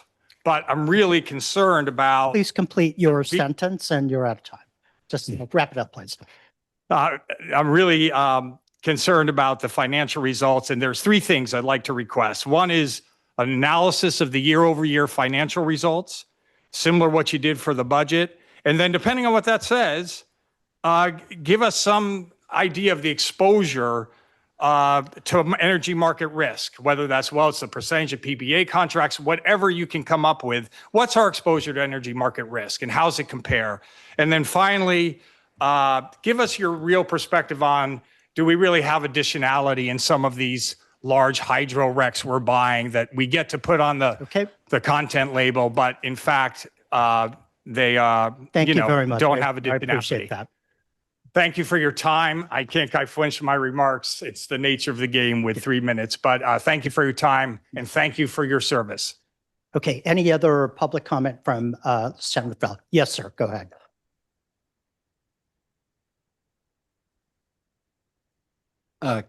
Ken Strong, Marin Conservation League again. I had a question that really relates to, we're now 3 months past the end of the first quarter. All we've been talking about is up through March 31st of 2024 or 2025. The executive committee has not had any reports that I'm aware of on the results of the first quarter. We're almost at the end of the second quarter. I guess my question is, where are we in energy purchases this year? How are they coming out compared to budget? Thank you. Any other public comment? Yes, sir, go ahead.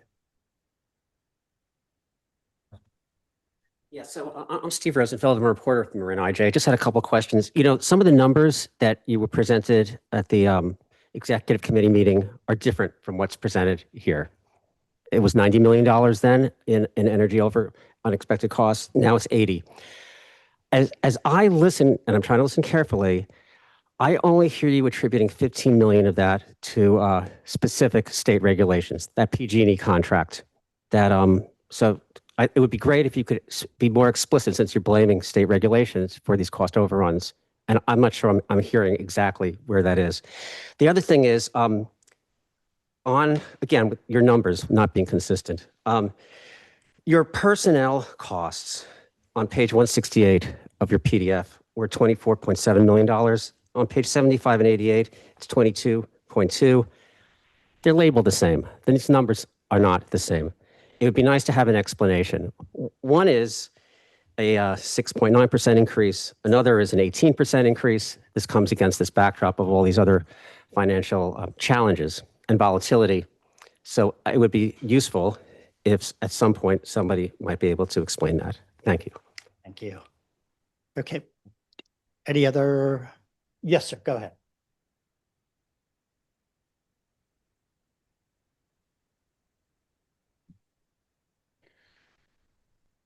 So Robert Miller, Marin Conservation League, and I strongly agree that we need more explanation of the total 34.5% year-over-year increase.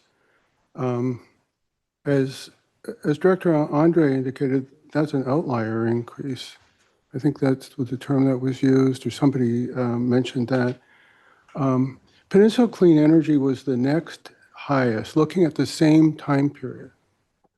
Peninsula Clean Energy had the next highest year-over-year cost increase at 21%, and 35% is far more. Yes, there are some one-off circumstances that can explain the 35%, but even allowing for those, MCE's cost increases are still substantially higher than the next peer CCA. And as for making allowances for why the costs are high, keep in mind other CCAs likely will have their share of one-off circumstances that will explain away some of their increases. AVA was the next highest had the next highest year-over-year cost increase at 15%. And others were much lower. Sonoma Clean Power and Silicon Valley Clean Energy actually had decreases in year-over-year costs during the same time period. So my question also is, why? And what can we learn from MCE's peers. And these cost increases really matter because they eliminate the surpluses that could go towards customer rate relief, procuring more cleaner energy, and providing more benefits to communities with community energy programs. Thank you.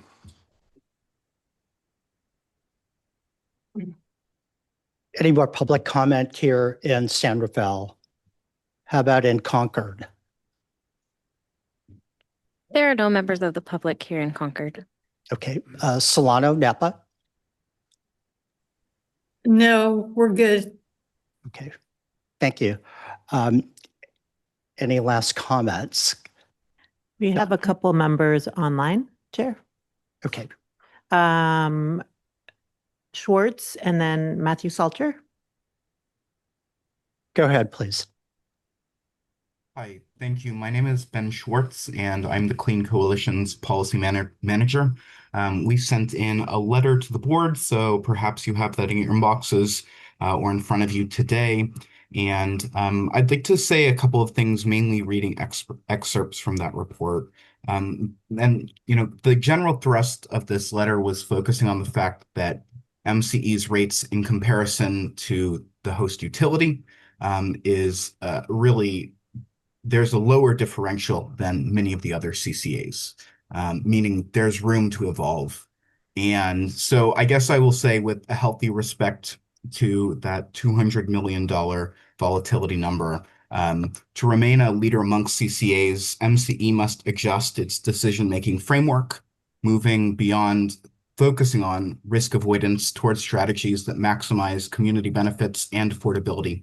And while evolving doesn't necessarily mean moving away from signing cost-competitive long-term contracts, indeed fixed contracts are the easiest to put on the books, it does mean going to greater lengths to innovate, designing new programs to reinvest in ratepayers and local communities, acknowledging and retooling existing programs that have not met the mark, and prioritizing electrification over continuing to grow a reserve to record sizes. And it's also worth noting that the more rates rise, the more challenging it becomes for MCE ratepayers to electrify in an affordable manner, which is indeed the goal. I'll say, in regard to the conversation today, it sounds like a finance committee would be a very valuable step forward and would help break down some of these numbers a little bit better and help MCE consider risk management, you know, considering and taking into account outliers while not necessarily focusing on them. And then finally, MCE has a unique role to lead by example as circumstances on the grid change and the needs of the ratepayers evolve.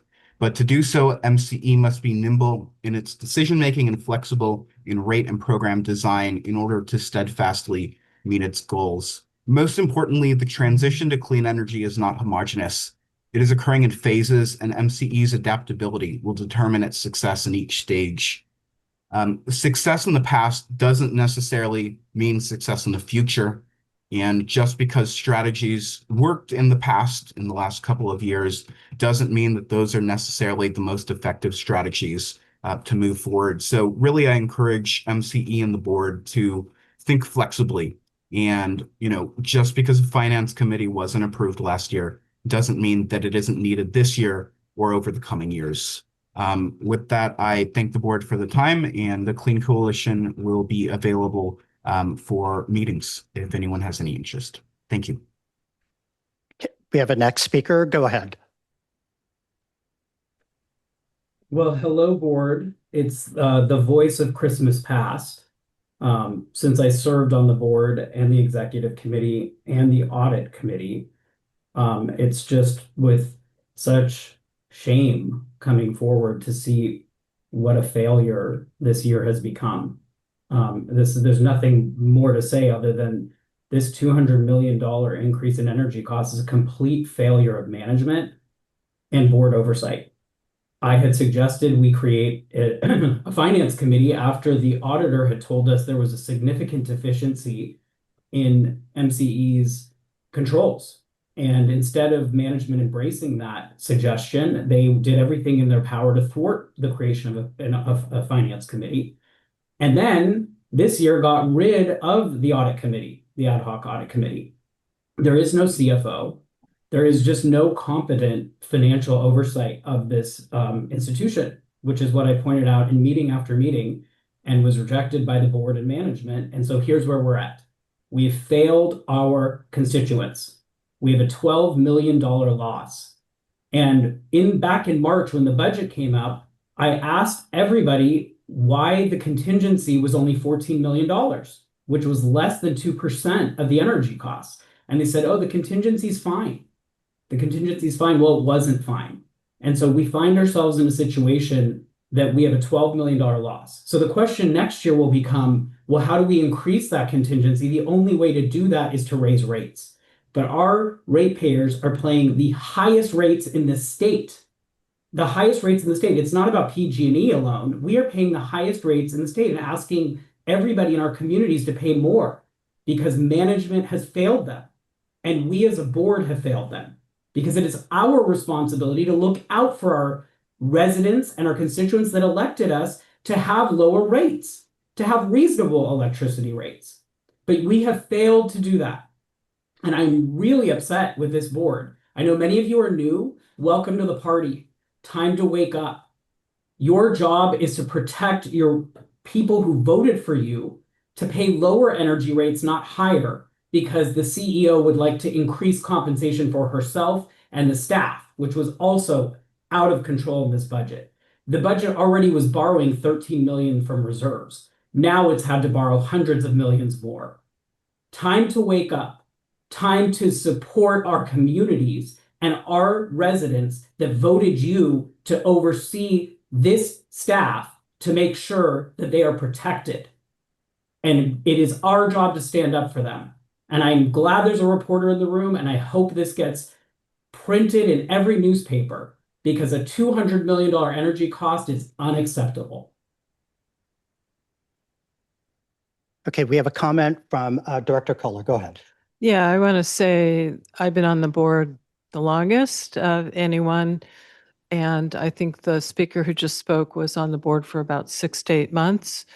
I find it very discouraging that someone would make those kind of comments. It's okay to question. It's okay to say got serious concerns, but that was uncalled for. But what I want to say is I saw the Clean Coalition letter and read it earlier, and I saw the comparison of their rates. And I spoke to the CEO before the meeting and said, you know, what is the difference? And I said I would really like to see, and I realized that was an apples to oranges comparison. It's not an apples to apples.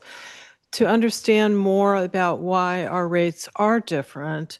And 3 things Dawn pointed out to me that has been discussed tonight, but not probably in enough detail, is number one, we got this PG&E bill for, what was it, something like $80 million that was not expected. We were able to negotiate that to $46 million to not have to pay it in 1 year, and it was just thrown on us.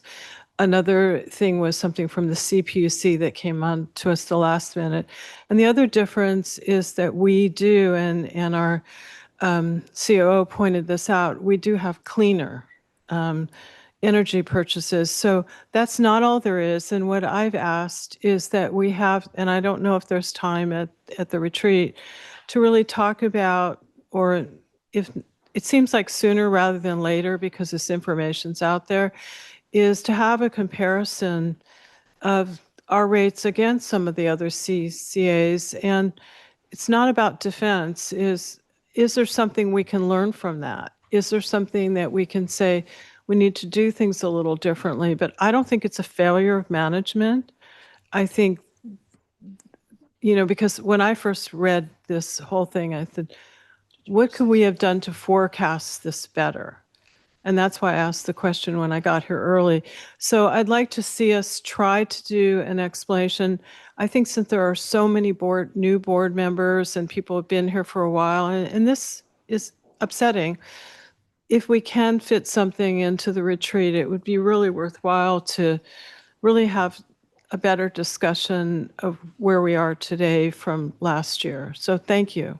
Yeah, thank you for that. We'll go to Director Beckman. Go ahead. Thanks, Vice Chair.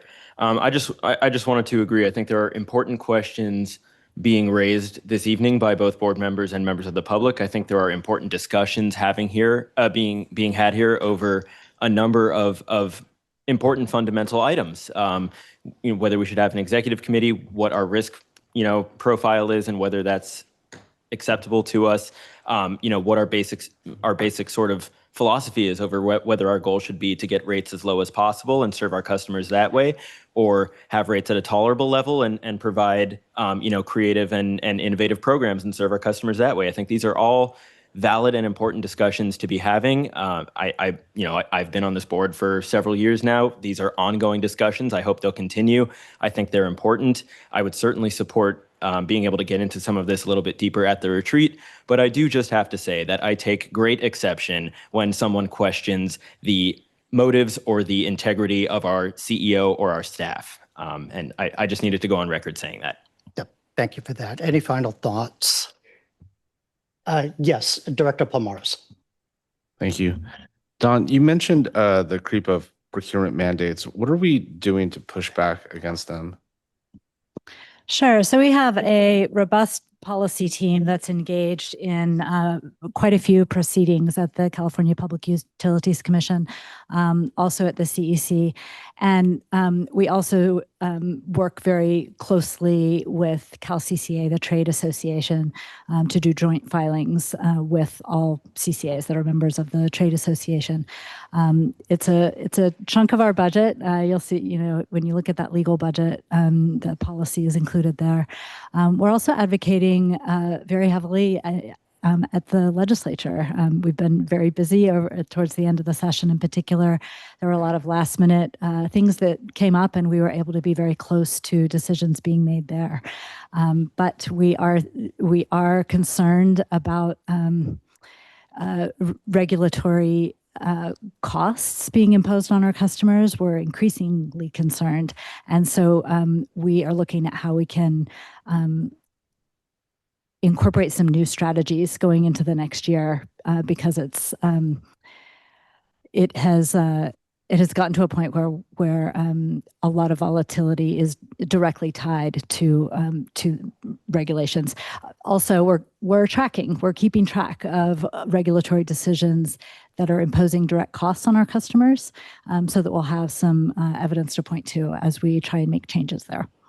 Yeah, I look forward to hearing those strategies, and maybe since it's such a hot topic right now, I mean, just an update on a regular basis on like how those teams are doing in terms of pushing back against those mandates. And, I don't know if I could speak for all of us, but, I would love to be more, be able to participate more, whatever you need from us, which is really what I want to say to help you all out. I mean, I'm all for it. So.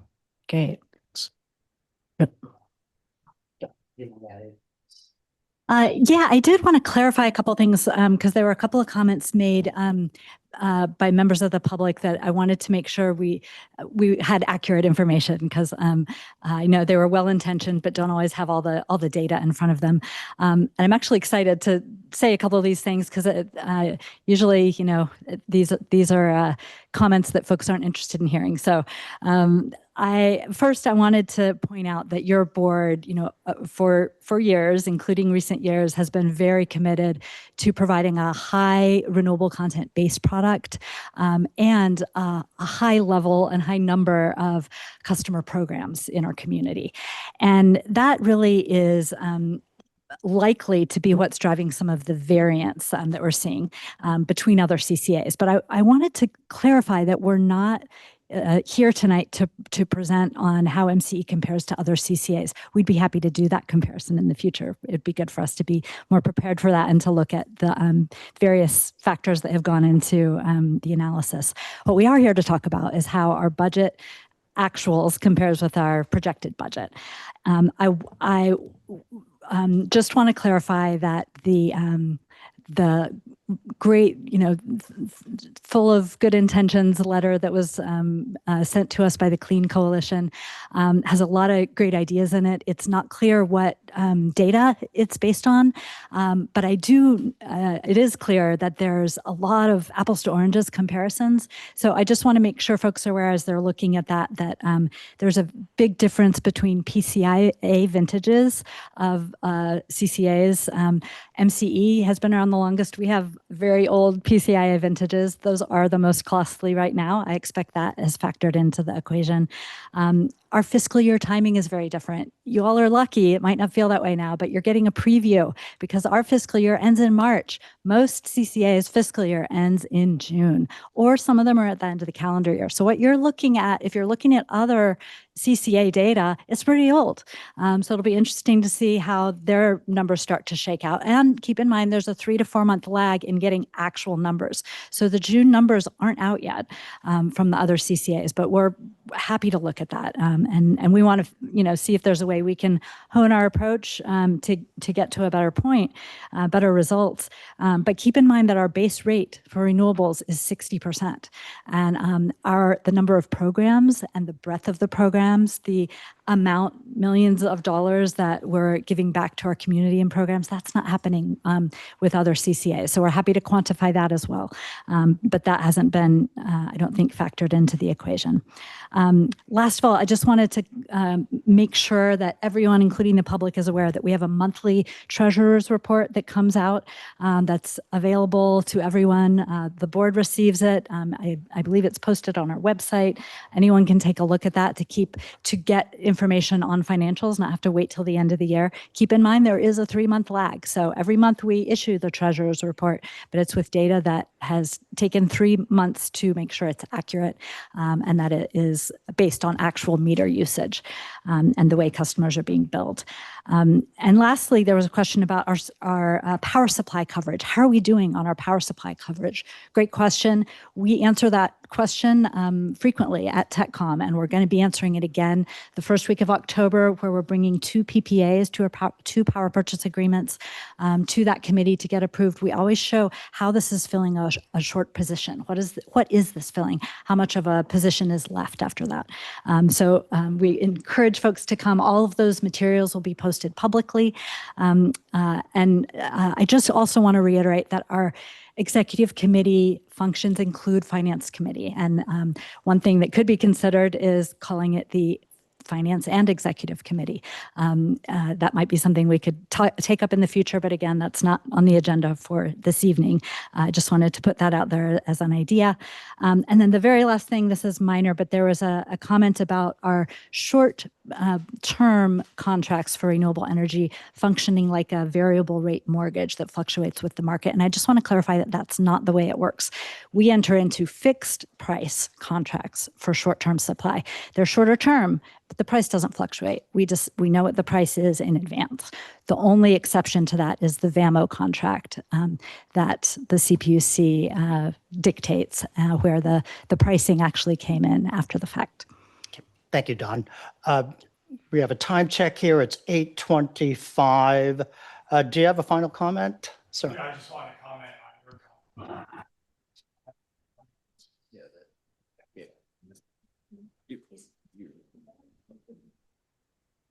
Hi, I just want to comment on your comment because, yes, they are absolutely fixed rate, fixed price contracts, the energy attribute.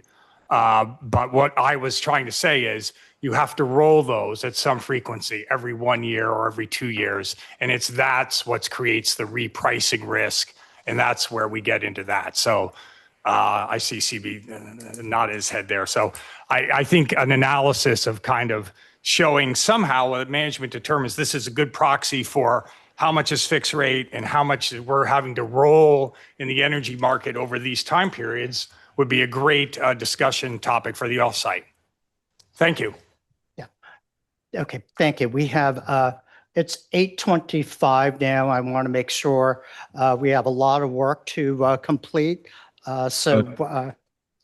Chair? Yes, sir. I'm sorry, this is Vic, and I cannot be quiet about this one. I need to say something. Yeah, go ahead, Vicken. I am beyond being proud of Maida and Efren and CB and all the staff that spent, I don't know how many hours to prepare this packet for the board. So I really do not appreciate the comment received from the public. And I really appreciate Director Kohler and Director Beckman's input about that. Our staff is listening to these meetings and they're watching them. And to be honest with you, it's not very motivating. So that last comment was uncalled for from the public. That was a person that used to be on the board. But I just want to, again, in front of all of you, recognize how well the staff does, and I'm really proud of all of them. Thank you. And this board agrees with you, so thank you. Next, we're going to go to the financial audit, fiscal year 2024-25. We'll be keeping this discussion item brief, as it is informational in nature, as discussed in prior meetings. We strive to aim for one round of comments from board members. As a reminder, board members are always welcome to follow up with staff for any detailed questions or additional information prior to and after the meeting. So Maida Strauss, Vice President of Finance, please introduce this item. Thank you. Thank you, Director Quinto. Please. So we are going to hear first from our auditors. They have been and they are on the line. So Aaron and Ryan, please present the auditor's opinion to us. Great, thank you. Good evening, everyone. My name is Aaron Worthman. I'm the lead audit partner on this year's financial audit, and I'm pleased to present the fiscal year 2025 financial audit results. Next slide, please. So what I want to do first is just go through the audit results, give you a little bit of background of what we do as part of the audit. I then want to go through our required communication to you charged with governance, touch a little bit on the impact of future future reporting standards and our discussions with management going forward. And then lastly, open up for discussion. Next slide, please. So what I've done here is I've outlined our responsibilities as your auditor in detail below. What I want to do, though, is I do want to touch on a couple of these items right here. First and foremost, as auditors, we're forming and expressing an opinion based on our audit about whether your financial statements prepared by management with oversight of the board are free from material misstatement and present fairly in all material respects and in accordance with accounting principles generally accepted in the United States of America. Our audit of the basic financial statements does not relieve management or the board of their responsibilities. Next slide, please. So if we take a look at this year's audit, just to give you some perspective, our firm spends about 150 hours auditing these financial statements. And I'd say from our perspective, the audit process, I think, went very well. This year was a pretty straightforward year for us. Oftentimes there'll be significant accounting changes, whether that has to do recently in the past with leases, changes in how you account for leases, changes in how you account for subscription-based information technology arrangements. But this year was pretty straightforward. One thing I do want to note as part of this year's audit, we did not have any adjusting journal entries, and we did not have any significant findings on the audit this year. Just to give you additional perspective, when we look at the audit, I'd say roughly 30% of what we do is specific to internal controls, and most of which are always going to reside in the information technology area, which makes sense, right? Given most of your controls have information technology as that key control. So we spend a lot of time looking at those controls, your processes.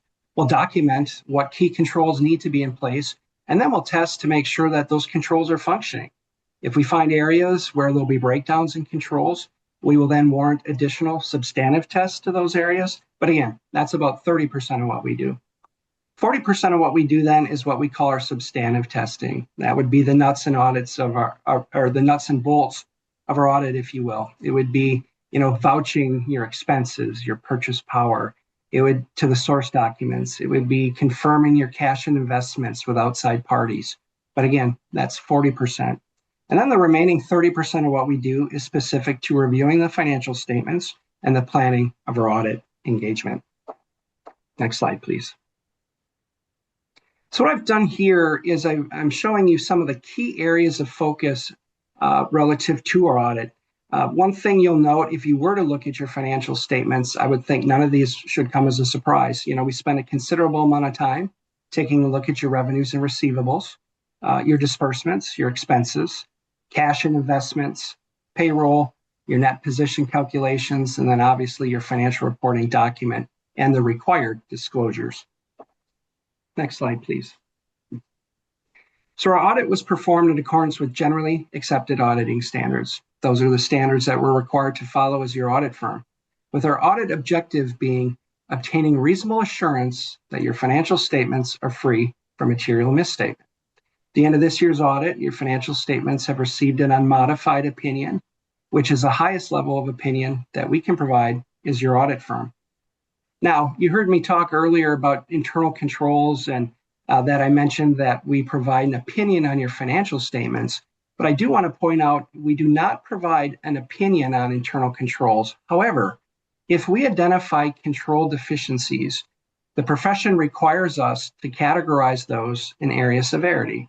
The most severe would be what we call a material weakness, and it's any breakdown or lack of controls that would have more than a reasonable possibility that your financial statements could be materially misstated.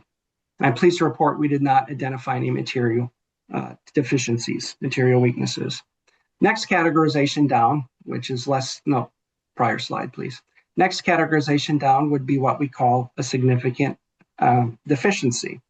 Significant deficiency is obviously less severe than a material weakness, but it's a big enough deficiency that it would warrant your attention as governance. And this year, we did not identify any significant deficiencies.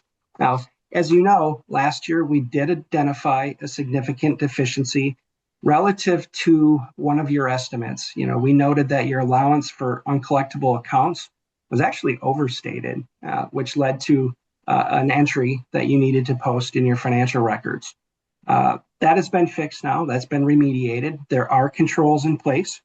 We looked at those and we did determine that that significant estimate in question was reasonable relative to your financial statements. So again, wanted to let the board know that that has been remediated this year, and we as auditors do look at that. Next slide, please. One of the things I wanted to touch on is independence. You know, certainly within the profession, there continues to be greater and greater discussion and importance of auditor independence. And I'm pleased to report that our firm and every individual on the engagement is independent with your organization in fact and appearance. You know, one thing to note is the only service we provide is your audit service. We do not perform any other non-attest services. Accounting policies. If you haven't yet, I urge you to take a look at the accounting policies within your financial statements. An example of this would be your capitalization policy. Well, what we do as auditors is we make sure that for one, that policy complies with generally accepted accounting principles. And not only that it complies, but you're following that policy. In addition, I'll often get questions from governing bodies when they look at financial statements. You know, what should we pay attention to? You know, what are sensitive items within these financials? And I will say, almost always that has to do with what we call a significant estimate. So much so, in fact, that we're required to point out the significant estimates made within your financial statements. And one of those is your allowance for doubtful accounts, which we talked about before, and your unbilled revenues. As I mentioned earlier, there were no adjusting journal entries as part of this year's audit, or we did not have any waived adjusting journal entries as part of this year's audit. And then finally, we have no reportable conditions. We did not have any significant audit findings as part of this year's audit. Just know if we had a significant issue, whether it be a detection of fraud or something to those extents, we would reach out to you on a timely basis. You know, we understand you don't like surprises. That this would not be the first time you would be hearing from us with those concerns. So just know if we ever came across something, we would reach out to the board to have that discussion on a timely basis. Next slide, please. So I'd mentioned before, the profession is always coming out with new accounting standards, the Governmental Accounting Standards Board. Years past, there's been significant changes to pensions, other post-employment benefits, leases, things like that. The good news, even though there are a few upcoming in the next couple of years, there shouldn't be any major changes, at least for next year. So again, we would anticipate and hope for a pretty seamless audit process. Next slide, please. And then lastly, we definitely want to thank the entire accounting and finance team, all the individuals there, and definitely Mr. Maher for pulling these financial statements together and working with us on that. I'd mentioned we spent 150 hours conducting the audit. If you were to ask management how much time they spend and Mr. Maher spends as part of this process, although it may not be 150 hours, it's significant. And we've always found that they're great to work with. They answer our questions, and we appreciate all the work that they do as part of this process. So with that, I'll open it up for discussions either to management or to myself.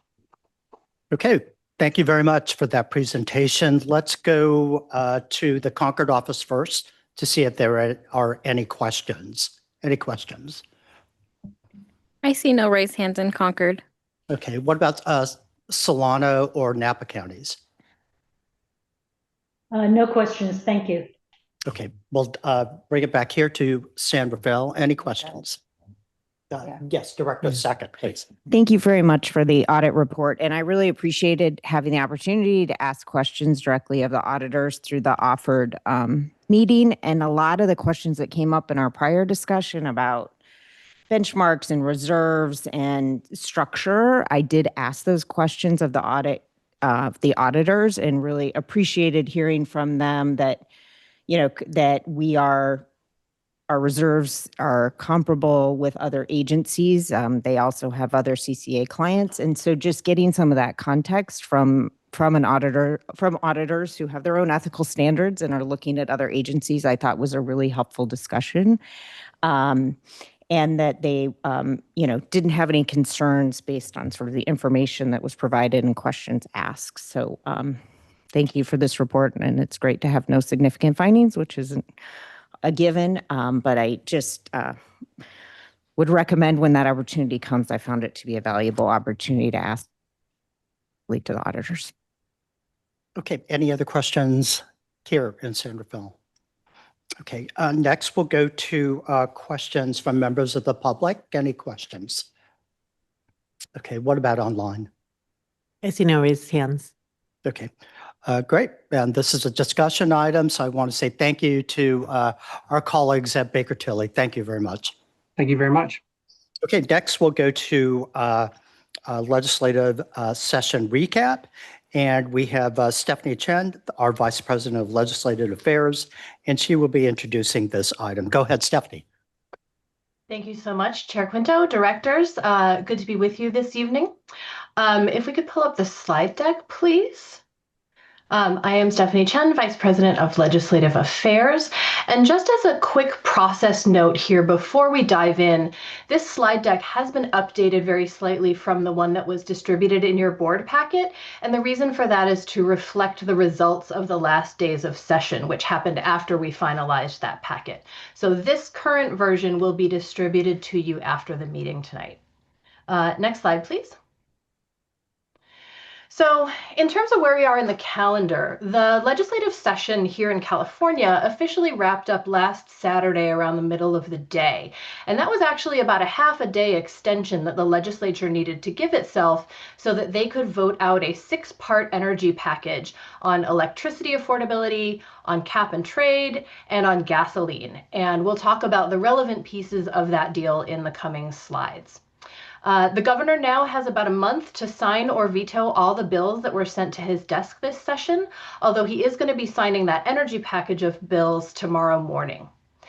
And then, of course, all eyes are on November's special election on congressional redistricting. And the only reason that is mentioned here is because it took up a lot of space and attention and political capital in the last weeks of the session. Next slide, please. So over the next two slides, I just want to run through the issues that really were priorities for our legislative advocacy at the state level this year. Like many or most stakeholders in the capital community this year, affordability of electricity was really our top priority. There were dozens of bills introduced on this topic this session, including omnibus multi-issue bills from both the Senate and the Assembly, as well as quite a few standalone bills on issues like utility oversight and transparency, the impact that AI and data centers could have on the grid and on electric rates, and also promoting greater use of virtual power plants and load shifting. So within all of that, I'm just going to touch on the bigger ticket items for now, since a lot happened, but happy to answer questions at the end and follow up as appropriate. So just last week, the two chambers omnibus affordability bills got condensed down into one, and that bill includes provisions on public financing for transmission. And MCE has supported this principle or this mechanism really all session, because it can reduce the cost of a new transmission line by billions of dollars over the life of that line. And those costs really do add up for customers. The omnibus also includes a mechanism that will extend the existing state wildfire fund. And that fund is sort of a state funding backstop that IOUs can turn to if their equipment was operated and maintained prudently, but still somehow involved in a wildfire. After the January fires, there are real concerns that if SoCal Edison equipment is found eventually to have caused the Eaton fire, the fund could go bankrupt. So a mechanism to shore up that insurance policy really was a big priority for the governor this year. And then finally, the omnibus also contained additional provisions that streamline and accelerate permitting for new clean power projects. And on this issue, of course, as always, MCE did stay silent in keeping with our legislative engagement guidelines. The other big affordability measure that passed this session was the bill that allowed California to join a regional energy market when one is formed and trade more efficiently with other Western states. And that mechanism, if everything goes well through implementation, is really going to help MCE keep putting downward pressure on our power procurement costs. And I just want to apologize. There's one small error on this slide. Last week, the proposal actually changed bill numbers and became AB 825. But it's the same proposal that had been moving through the session as SB 540. This one was very much our emotional roller coaster this year. It went through a lot of really significant amendments throughout the session. And at one point, those amendments really would have eliminated almost all of the value of the proposal. But last week it was repaired, and while it is not perfect, it will absolutely allow California to pursue this strategy in a careful and measured way. One thing that did not wind up in the final affordability package was a proposal from the Assembly that would have established a statewide multi-agency task force to review all customer programs. And that task force would have been empowered to direct programs to be closed or consolidated if the task force thought that that was appropriate. And not only would the scope of authority for this task force have included state jurisdictional programs, but it also would have included programs that are run and funded exclusively by CCAs for their customers. And as a result, obviously, that really would have threatened CCA autonomy and also the governing authority of your board. So after a lot of really concerted lobbying, we were happy to see that that proposal was dropped, and it is not advancing this year. On the autonomy front, as you know, I think Dawn has mentioned a couple of times, there were other bills this year that would have attempted to exert more state control over CCA procurement and CCA rates. But thanks again to concerted advocacy by our trade association, CalCCA, as well as by the strong and growing CCA community statewide, we were able to neutralize those threats. But we're always anticipating that something may come up in the future. So we are consistently working hard to educate legislators and staff on why it is important and beneficial for the state to have CCAs that have the flexibility to be innovative and meet state goals while being responsive to the needs and priorities of our member communities. Next slide, please. So the self-generation incentive program work was a bit of a surprise for us this year. And just by way of background, the self-generation incentive program, or SGIP, provides rebates for customers installing batteries and other distributed technologies. And the way that the PUC implements this program, they require customers to enroll in a qualifying demand response program in order to receive a rebate. And the PUC is the one that determines whether a demand response program is qualifying or not. We submit applications, they review them, and they make a determination. By the time, the beginning of this session rolled around, the PUC had been holding on to all of the applications that were submitted by MCE, by other CCAs, by IOUs, and they had just been waiting in limbo for about a year without taking any action on them. And meanwhile, customers who have made the investment in clean technologies were waiting for rebates that they were entitled to and just not getting their money.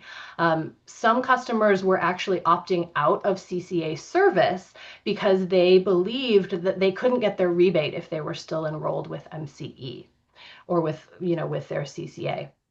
So working with a handful of similarly situated CCAs, we were able to organize a letter to the PUC that was signed by 18 legislators, including the incoming Senate President Pro Tem, that urged the PUC to issue a swift and fair solution that would allow all customers, including CCA customers, to receive the rebates that they are entitled to. So in combination with this and some other behind the scenes work, we were able to move the PUC to act. They have issued a proposed decision. It should be voted out in the next month or two here.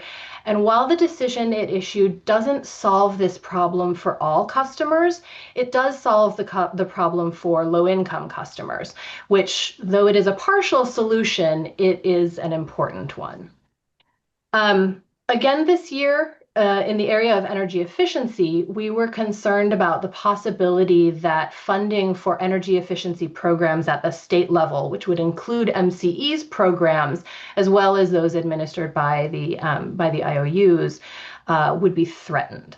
There is a small but vocal contingent of advocates and legislators who believe that cutting energy efficiency programs would help affordability.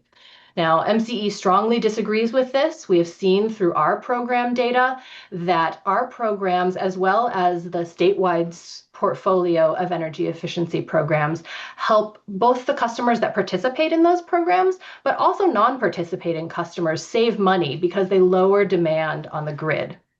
So I am relieved to report that we were able to prevent cuts to this program funding this year, but we know that those opponents are still going to be having this conversation. So we, of course, will also continue to educate legislators and stakeholders about this issue and about the value of these programs.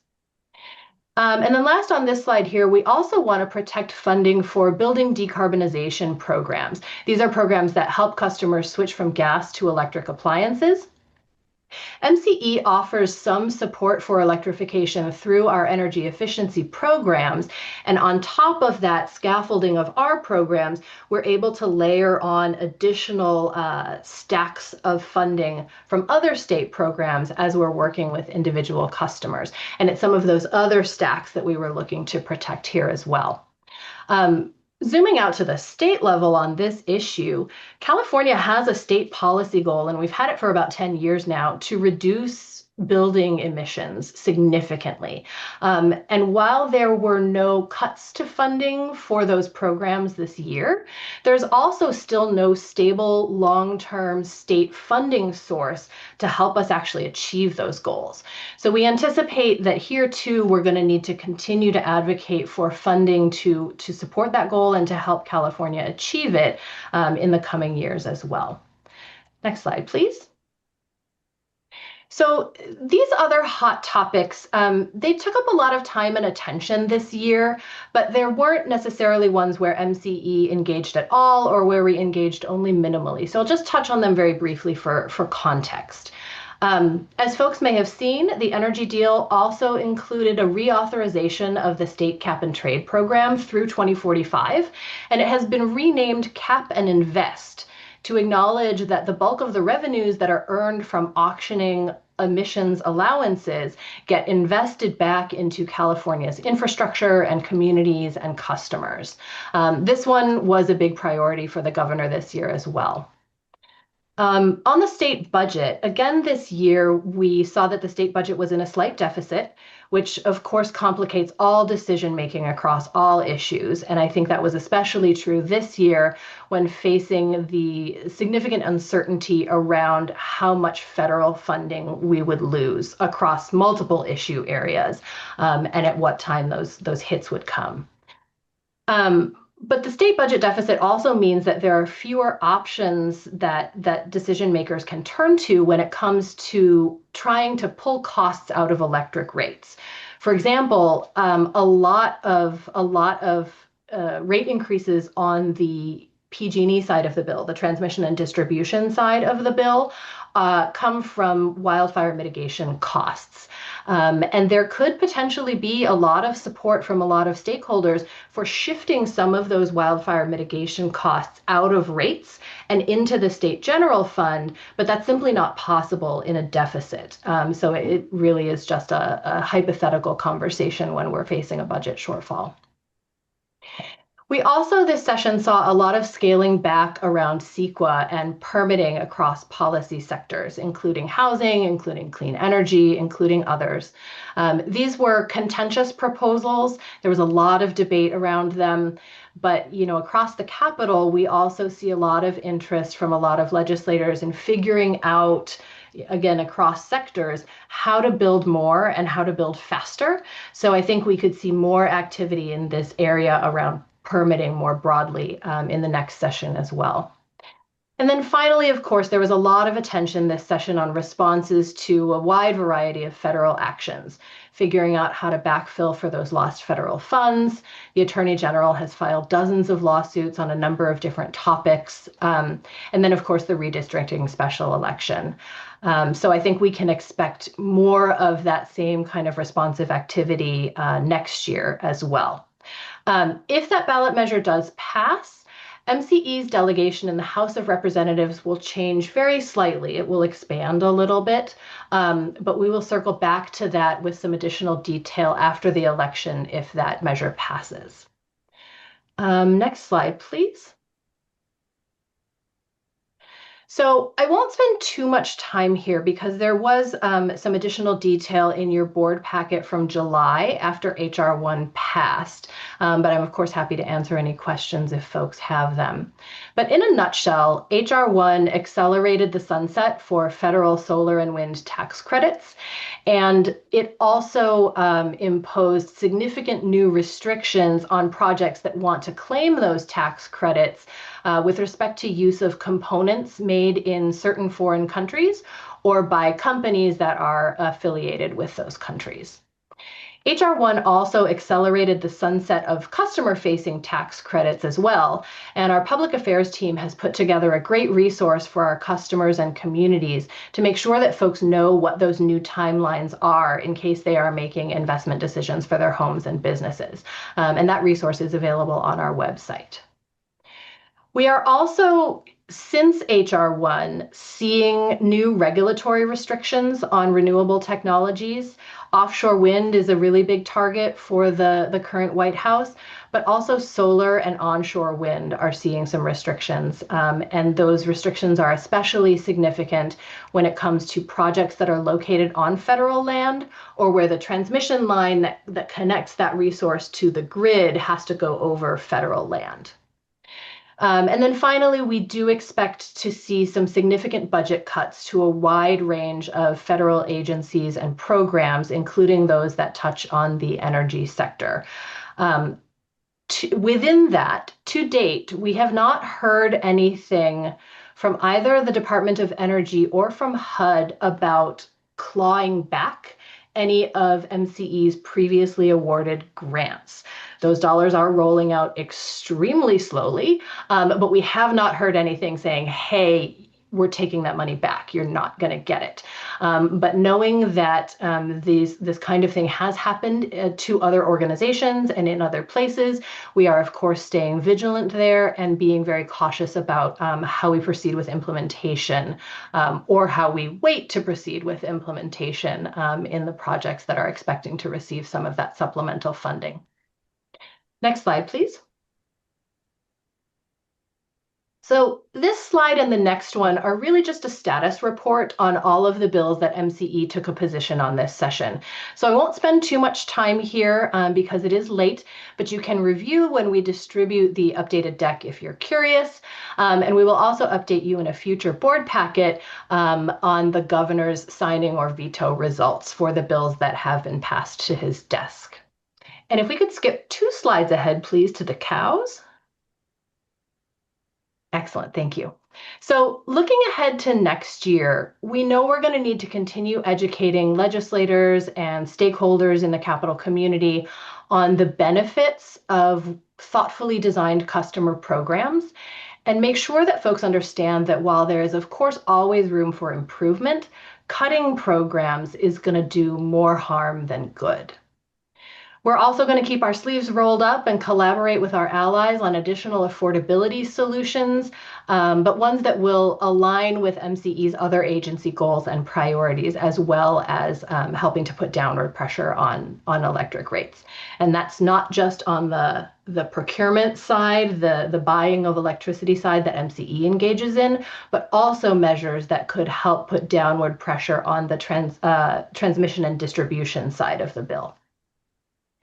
For those of you whose communities have individual legislative platforms, just a friendly reminder that if you would like to consider it, we have some sample language that could be incorporated into your legislative platform.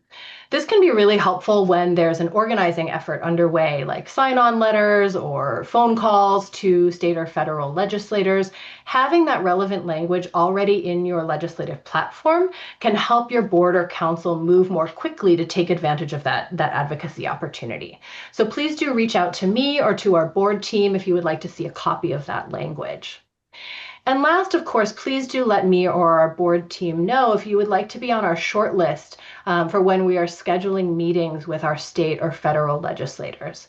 We can, of course, never make any promises because scheduling can get crazy and sometimes the rooms that we meet in are quite small, but we do really want to bring any interested folks with us wherever we can, because I think our legislators really appreciate hearing directly from you about what being part of MCE means for you and for your community. So please do let us know if you would like to be on our list for that kind of engagement. Next slide, please. I think with that, thank you so much for your time and happy to take any questions. Okay, great. Thank you, Stephanie. First, we'll go to questions and we'll start here in Sanderfell. Any questions for Stephanie? Yes, Director Wilkinson. Go ahead. Hi, Stephanie. Thank you for that update. It was very useful.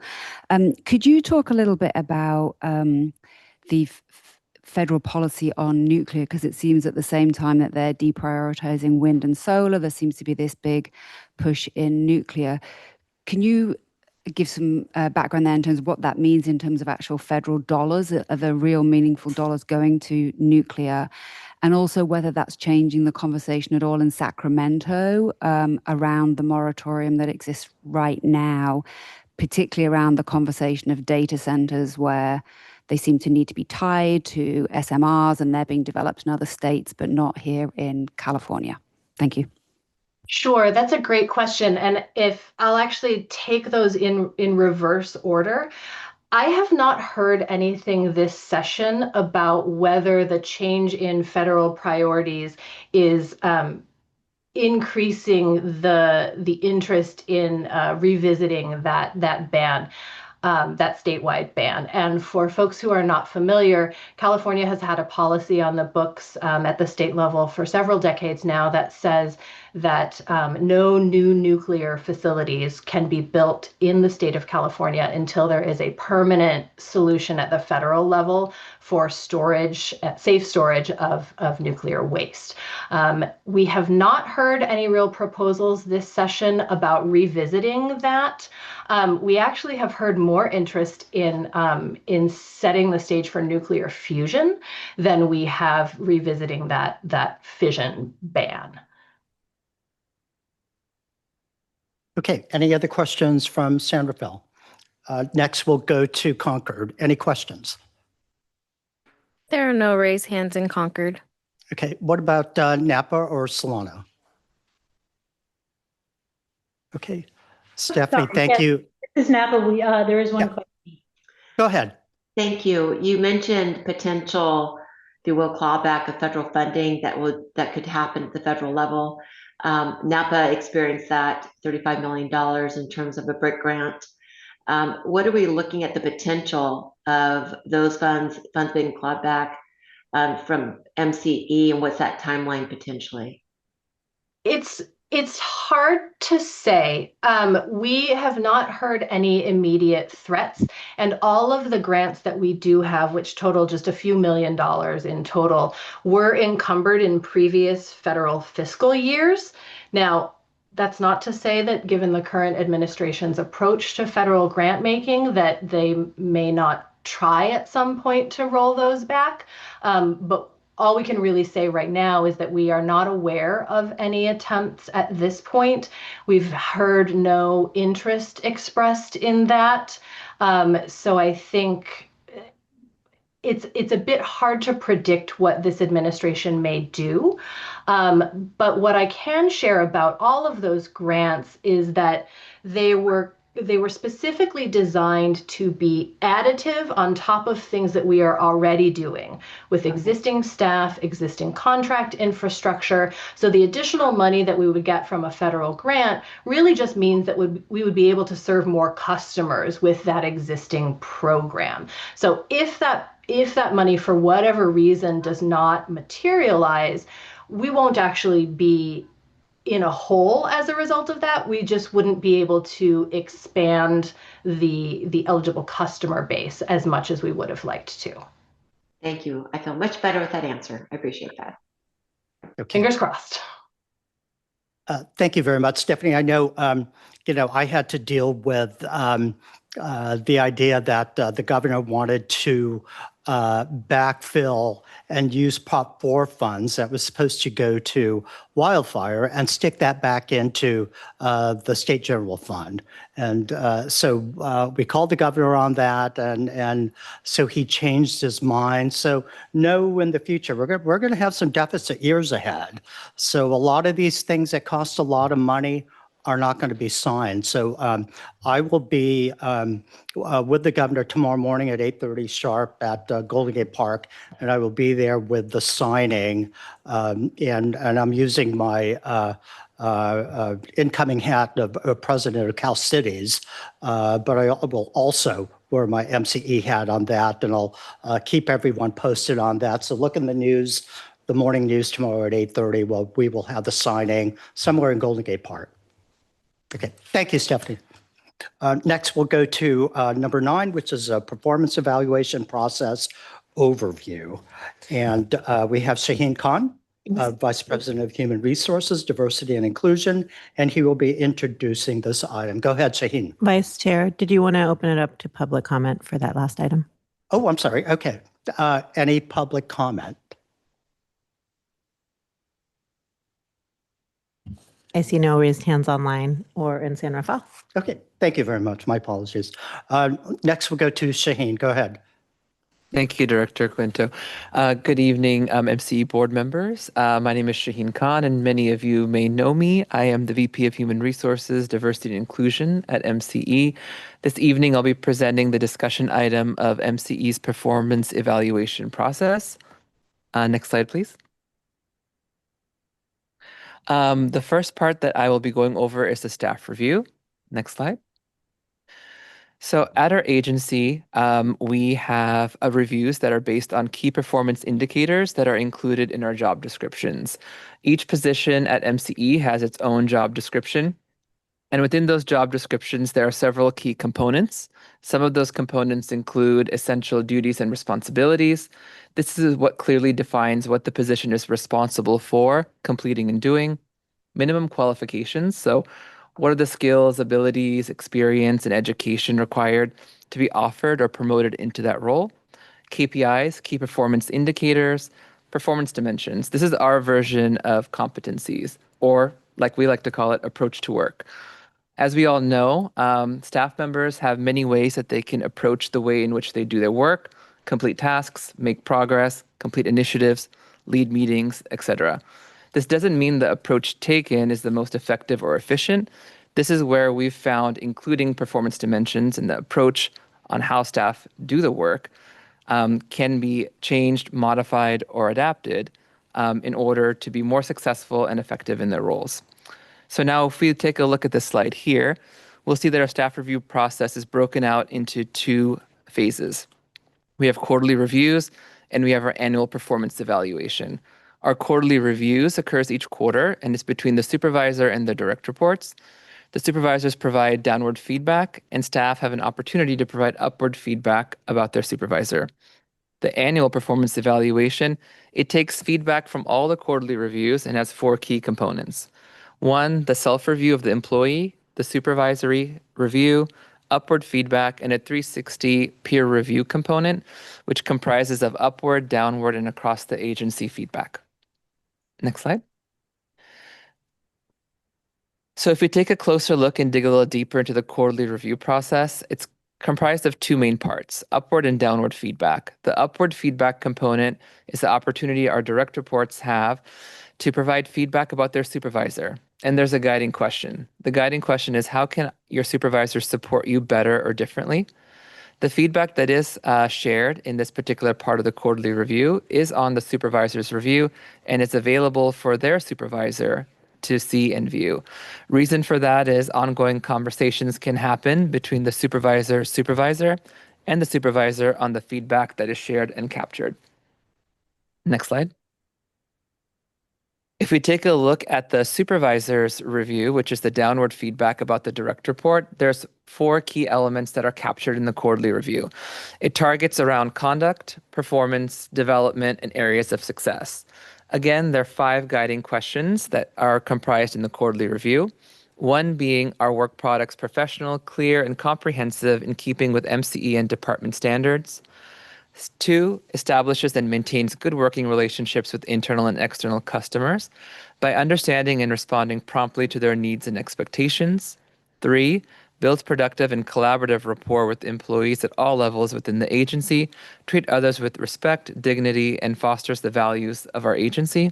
4, consistently adheres to work schedule and completes assignments in a timely fashion. And 5, areas of success and development opportunities. All questions and responses tie directly into key performance indicators and performance dimensions that are included in each job description. Next slide. Now, if we take a look at our annual review, it's broken out into 4 key pillars. There's a self-review component where staff members are able to reflect on the year that has just about passed and highlight goals and KPIs they reached. Another part is, where do they want to grow? This is an opportunity for staff members to state training, seminars, certifications, or continuing education they would like to plan for in the coming year to make them more effective and efficient in their current role or help them grow where they want within our agency. Then we have the 360 peer review component. This part is where downward, upward, and across the agency, staff members are able to provide feedback on that person's goals and KPIs reached, growth areas, and approach to work. Approach to work is particularly important in this particular pillar because it allows the person that is being reviewed to get feedback from a variety of folks across the agency on how working with them is going. Are there areas that they should start doing, stop doing, or continue doing, are all identified in that feedback. The third pillar now is the supervisor's review. It highlights areas of achievement, what goals, targets, KPIs have they reached, and development opportunities. What are the areas for the direct report to grow in, to spend more time on, or if there are performance concerns, that's where they are highlighted along with ongoing performance management. And the last pillar here is upward feedback. It's an opportunity for staff, again, to provide feedback about their supervisor as well. Next slide. Merit increase guidelines. In the board packet, in the resources section, you will be able to find the full merit increase guidelines. It's a lot longer than what's on the slide here. On the slide here, it's just a snapshot of the merit increase criteria. It's the 0 to 5 rating scale, a high-level overview of what each criteria is listed here. If you'd like more details, again, that is in the full guideline in the packet. I will note at the bottom of the slide, you'll be able to see that I made a comment that says market studies are conducted regularly to maintain equitable compensation. Those market studies help us ensure that we are in line and competitive with not only industries that are similar to us, but also compares us to other CCAs in terms of our salary ranges and the salaries our staff members are having. The market studies outside of the CCA data that we use is from Mercer and also from PayScale. Next slide, please. Here you'll be able to see a quick snapshot of our staff review timeline. Again, a calendar, January through December. Quarterly reviews are indicated here on the timeline, and you'll see our annual performance evaluation starts near the end of the year. Next slide, please. Now we'll go into the CEO review. Next slide. The CEO review and evaluation process has a few key components. One is the CEO self-review. 2 is feedback from MCE board and staff collected and summarized by a third-party consultant to share with the CEO. And 3rd, the CEO compensation adjustment, which uses criteria identified in the CEO review and compensation structure. It was last amended and approved by the Executive Committee on October 2nd, 2024. Next slide. Our third-party consultant, they are responsible for collecting feedback on the CEO from MCE board and staff members. They consolidate that feedback into an evaluation report for the Executive Committee and the CEO. Our previous consultant, Jean, has retired. We wish her well in her retirement. We have interviewed multiple consultants to find a entity that would be able to continue this work. We've selected the Protero Group based on their expertise, ability to follow MCE's existing review processes and pricing. You'll see on this slide here a snapshot of the Protero Group. They are based in the San Francisco Bay Area. They've spent many years analyzing and evaluating organizations and programs from the nonprofit, government, and for-profit industries. They have sophisticated expertise in research methods, data collection approaches, quantitative and qualitative analysis, and modeling. Next slide, please. This slide here shows the CEO performance evaluation timeline. We're currently in it. So you'll be able to see the timeline goes from August through November. August 20th through September 9th is when the CEO, Dawn, completes her self-evaluation. September 15th is when the Protero Group notified board chair and vice chair of the process beginning. And where we're at right now is September 15th through 26th, which is where the Protero Group is collecting feedback from staff and board members. I will take a moment here to make a plug for board members and staff who have not completed Dawn's review, to please do so. October 27th is Protero Group shares the CEO evaluation report with the Executive Committee and the CEO. And November 3rd, the CEO evaluation report discussed at Executive Committee meeting. I will note on here a 360 performance evaluation occurs every alternating year where staff feedback is collected in addition to board feedback. We are in that year. Next slide, please. I thought it would be good to give an overview of what occurs on the November 3rd Executive Committee meeting, which is where the CEO annual performance evaluation compensation consideration is discussed. In closed session, the CEO performance evaluation is discussed with the CEO's participation. The Executive Committee deliberates on any requested compensation adjustments with the CEO not present in closed session. And closed session concludes with the final compensation request to be voted on during open session. That's when we would shift into open session. And during open session, the CEO compensation adjustments will be voted on, and if approved, adopted via a resolution. The effective date of any CEO compensation adjustment will be included in the adopted resolution. Next slide. Here you'll be able to see the resources that were provided. We provided Resolution 2018-09, which is the delegating authority of setting compensation, tenure, appointment, and conditions of employment to the Executive Committee and the CEO, which was approved by the board on October 18, 2018. The CEO review and compensation structure, which was last amended by the Executive Committee on October 2nd, 2024, and also the merit criteria guideline, which has the full guidelines, which is MCE HR document. Next slide. Well, that wraps up my portion of the presentation. I'll take any questions if there are any. And Okay, thank you, Shaheen. I very much appreciate the update. Do we have any questions here in San Rafael? Yes, Director Kohler. I looked at the Potrero group and it looked like they were mainly recruiters. I didn't see a big HR background. I'm sure they probably have that, but I didn't see that on their website. Is there more information, Shaheen, that you can add to that? Yes, part of their work is recruitments, but they do have a focus on HR, on reviews, and executive searches for leadership within governmental, nonprofit, and for-profit. I don't know, Catalina, if you also want to add anything, because I know you and I worked closely on identifying the Protera group. Yeah, happy to just add a couple other clarifications from others that we reached out to. And part of the challenges that we found were very high costs to perform this feedback collection, along with wanting to invite various different types and approaches to doing the review, which your executive committee has already approved the process that we were supposed to follow. And that's what kind of set this group apart, in addition to some of their history on HR reviews, but also the ability to kind of just jump in and follow the processes that have already been set by your executive committee. Okay, thank you.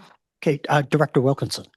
Yeah, I just wanted to make a comment, and Shaheen, thank you for the presentation. The growth in staff compensation over recent years has obviously been very large. Based on the audit, we went from 5.9 million in 2018 to 24.7 million in 2025. So that's obviously a significant increase. It isn't primarily related to growth in headcount, but to do with general staff compensation and understanding that health benefits and everything else have increased in cost. But there have been significant pay increases as you've tried to adjust staff to the market in excess of these 5% ceilings that you've described here. My only comment is that when we're in a year where we've just had not good results with a very large overrun on energy costs, I hope that in the year that we're going into, whilst trying to make sure that we do adequately compensate staff, that there is serious cost control considerations taken into account, because when we're asking consumers to pay, deep green customers to pay more, it feels like we need to be really sensitive to costs at the same time, both in terms of energy costs, but all of our overheads as well. So I just wanted to make that comment. Thanks.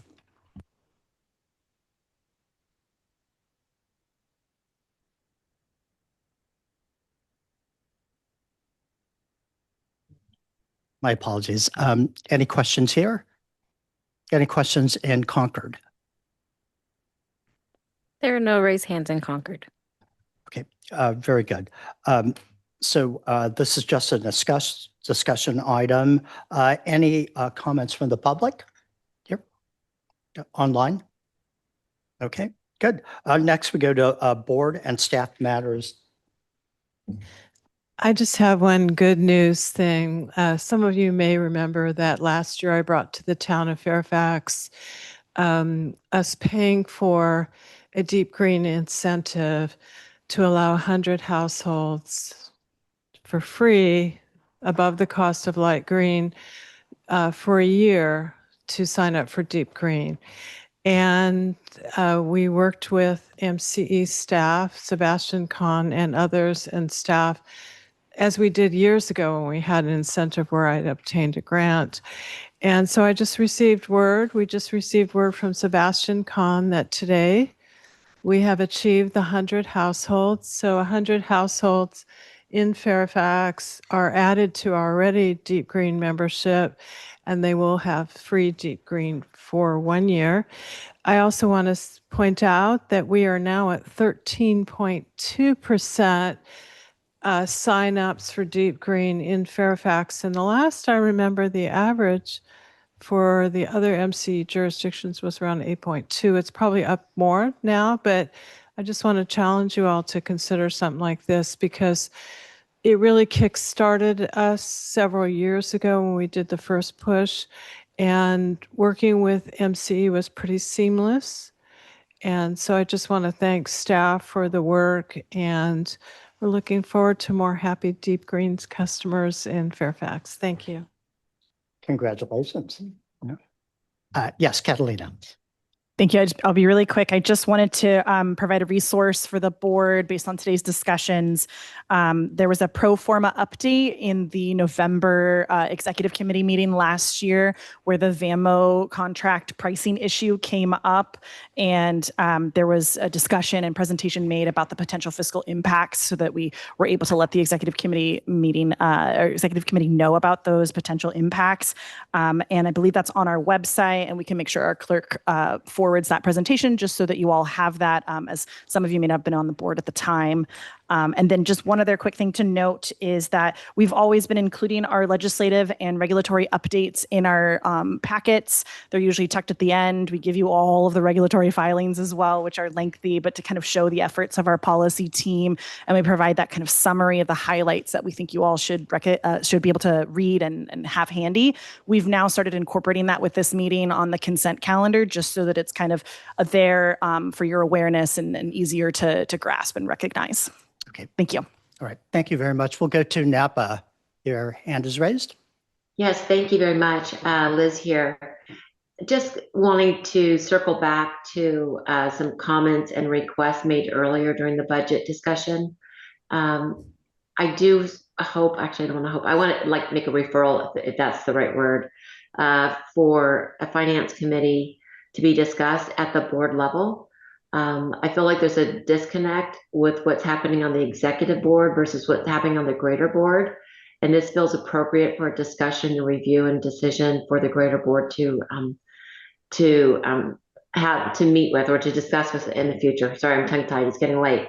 So if I can make that request for this to be agendized, I have a feeling that's if it doesn't get to the retreat, I guess. I want to make sure we have that for future. Thank you. Any comments in, one last comments in Concord? No comments from Concord.